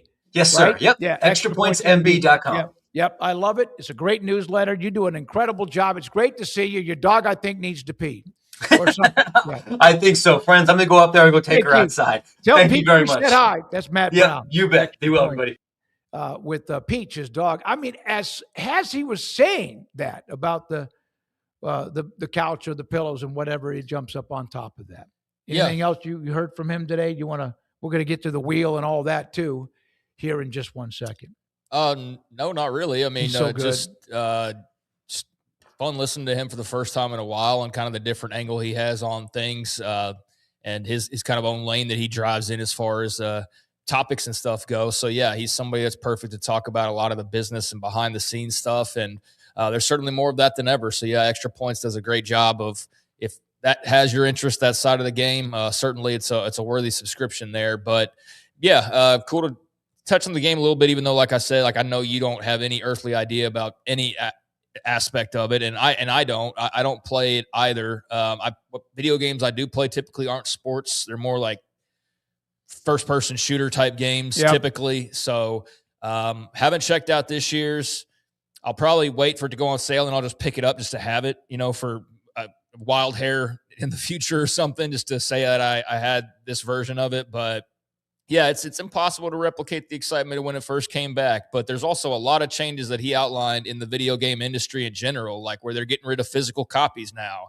So everything's going to be in a cloud. So you won't even buy physical video games here in the near future from basically anybody. It'll all be downloaded, and you'll need connections to do all that. So that can present its own problems. But that industry as a whole, like a lot of things, is definitely in a spot of change right now, and a lot of uncertainty about what that looks like on the other side. So, we'll see how that affects some of these sports games, but they remain ultra popular. It's impossible to be as popular as it was when you first said, hey, remember that game you've been playing for 10 years because we haven't come out with a new one? Well, now we got a new one. Like, you just can't top that feeling that first time when it comes back. I think when it got so quick and so real is when I kind of backed away from video games, and I also got busy. But I would, I just, it's unbelievable how popular it is. By the way, one other note, just a note. Kendall Weaver, who played at Texas in basketball, one of those that's caught in that, or he's a part of that 5 to play 5. He was ruled eligible for another year. He signed with Kelvin Sampson in Houston. He's a good player. He's not going to be putting up 10 or 12, 15 points, but he's very electric, very athletic, and just another piece to Kelvin Sampson in Houston and their basketball roster. All right, man, we appreciate your time. Let's spin the wheel.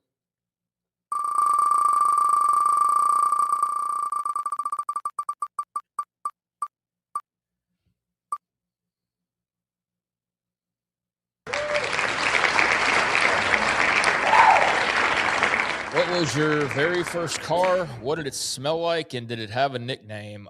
Smelled like a new car. Thankfully, it was a new car. It was a Suzu Rodeo, which they don't make those and haven't for a while. Wasn't it? Yeah. It was silver. Yeah, same thing. But yeah, it was early 2000s, a Suzu Rodeo SUV.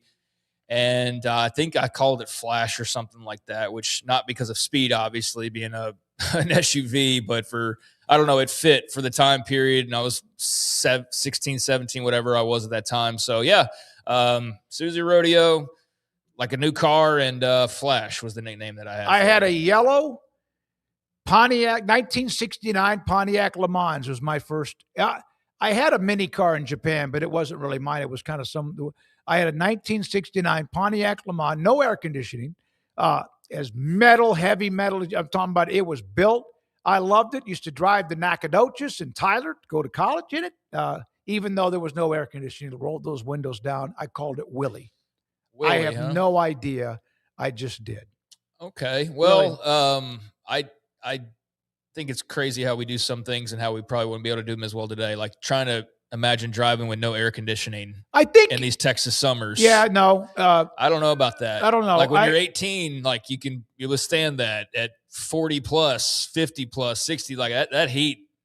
No AC. I did that for years. I did it. I had that. I got that right before I graduated from high school, and I loved the car though. And I guess you just kind of based on what you are at the time, what you just are used to. And in that particular case, it was great. I'd get the windows down, and I really enjoyed it quite a bit. 1968 Pontiac Le Mans. You could put your answer up in the chat. All right, time to try to go 2-0 today with the quizzes we did yesterday. In 1916, which American League starter led Major League Baseball with 9 shutouts, a 1.75 earned run average, and posting one of the best pitching seasons in Boston franchise history? I want to say it's Babe Ruth, George Herman. I actually want to say that as well, because I feel like he's putting George Herman Ruth as almost like a trap.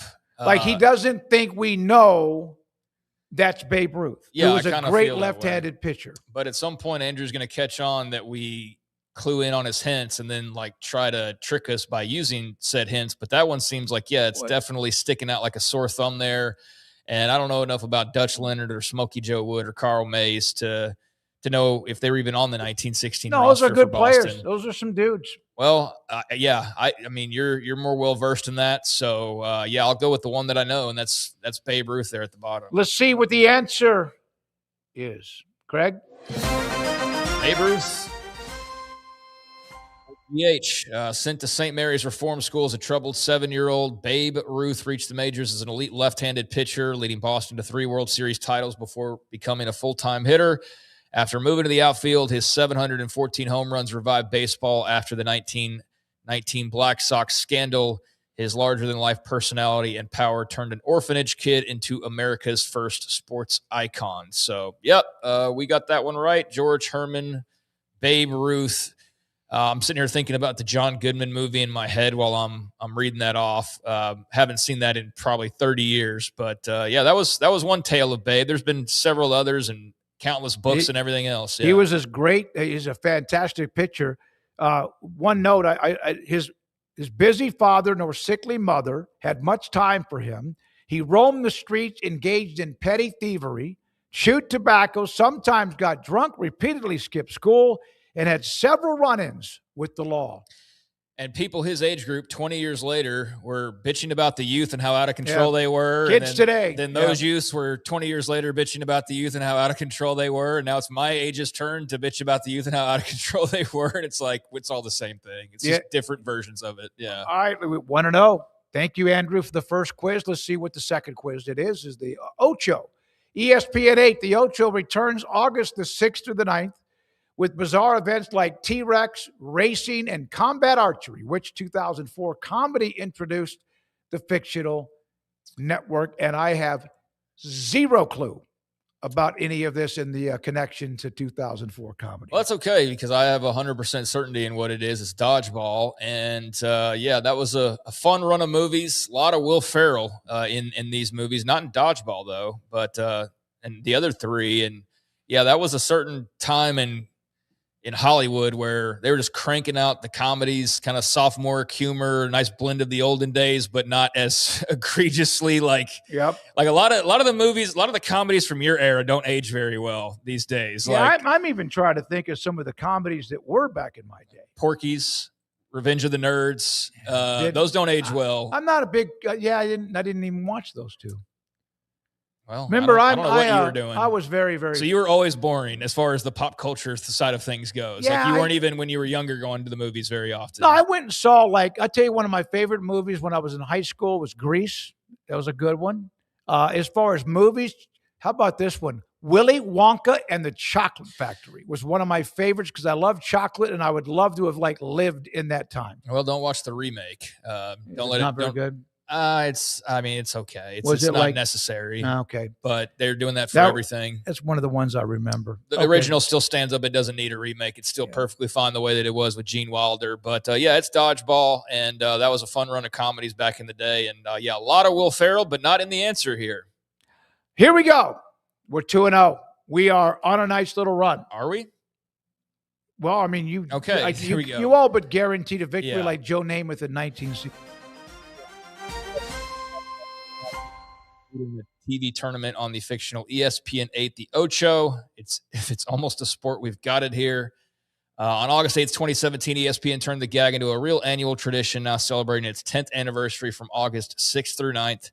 The event features nearly 75 hours of obscure competitions like sign spinning and pumpkin tossing. So, yeah, I don't know what the ratings get for that. I don't even know how much of the Ocho I've actually watched on ESPN, but it was a funny gag back in the Dodgeball era, and not a bad idea. There's sometimes some of these fast channels that just have random programming. You come across like axe throwing or any number of things, and yeah, you could definitely have a little side ESPN channel carrying all that stuff. But I don't know what the demand for it is. I think Vince Vaughn's cool funny as hell. Yeah, that's good. You knew that one. I had no clue.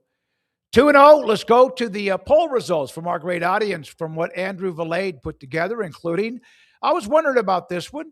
Out of these infamous college football heels, who holds the ultimate villain crown? The 1990 Miami Hurricanes was my vote.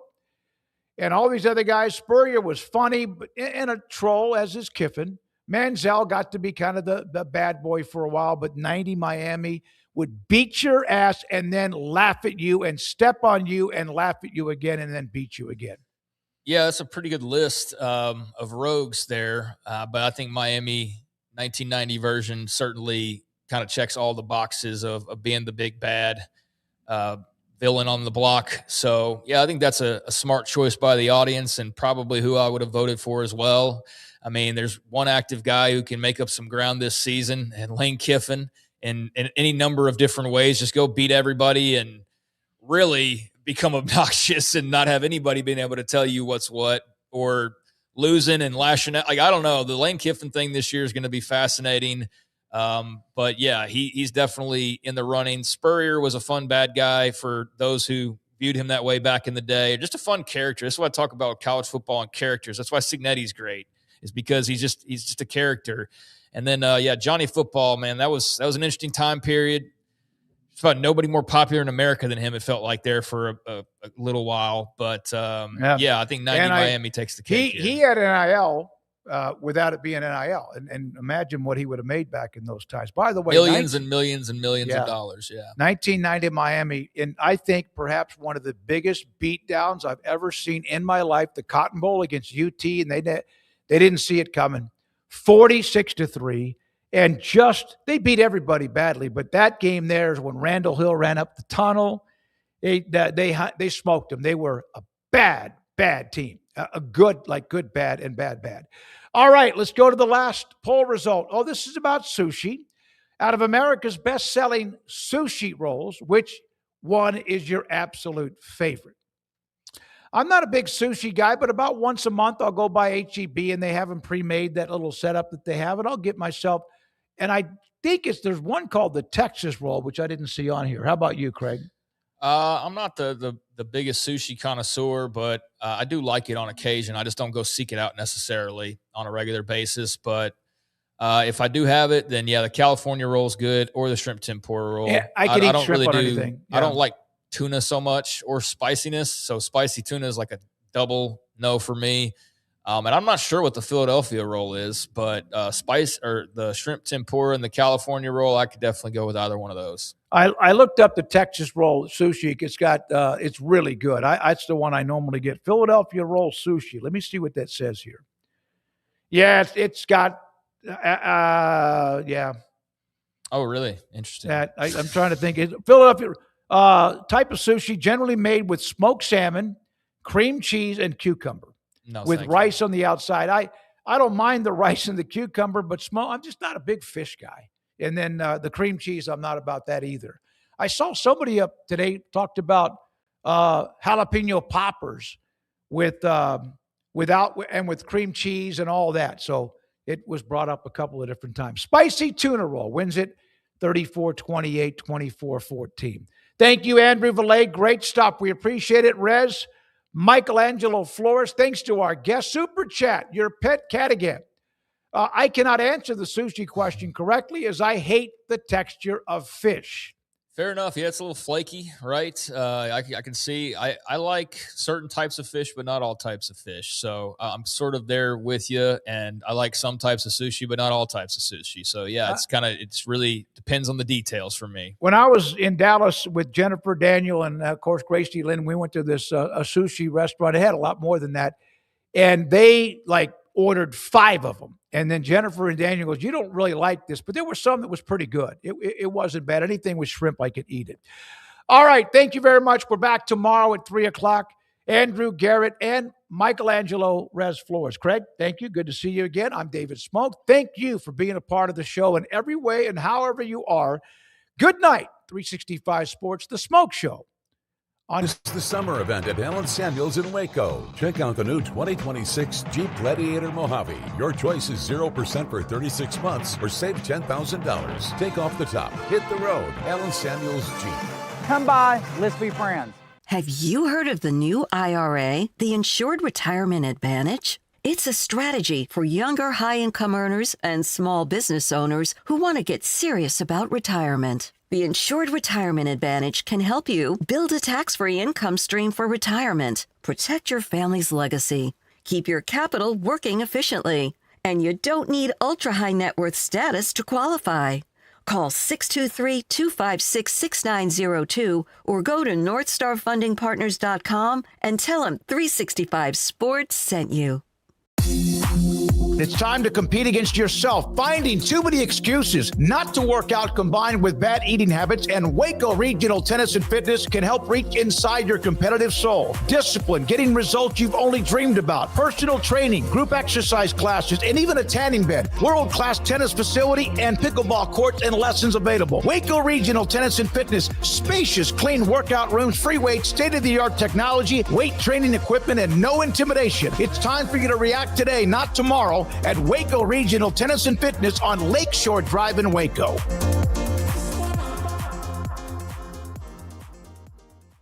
Hi, I'm Dana Hassel, President and CEO of American Bank. Waco is a great place for business, and for more than 70 years, American Bank has been the bank for business. We continue to invest in our growing community with state-of-the-art branches conveniently located to serve you within minutes. Our experienced bankers, lenders, and decision makers work directly with business owners like you every day, providing tailored solutions, timely answers, and local insights, face-to-face. Schedule a meeting with one of our bankers today and find out what makes American Bank the bank for your business.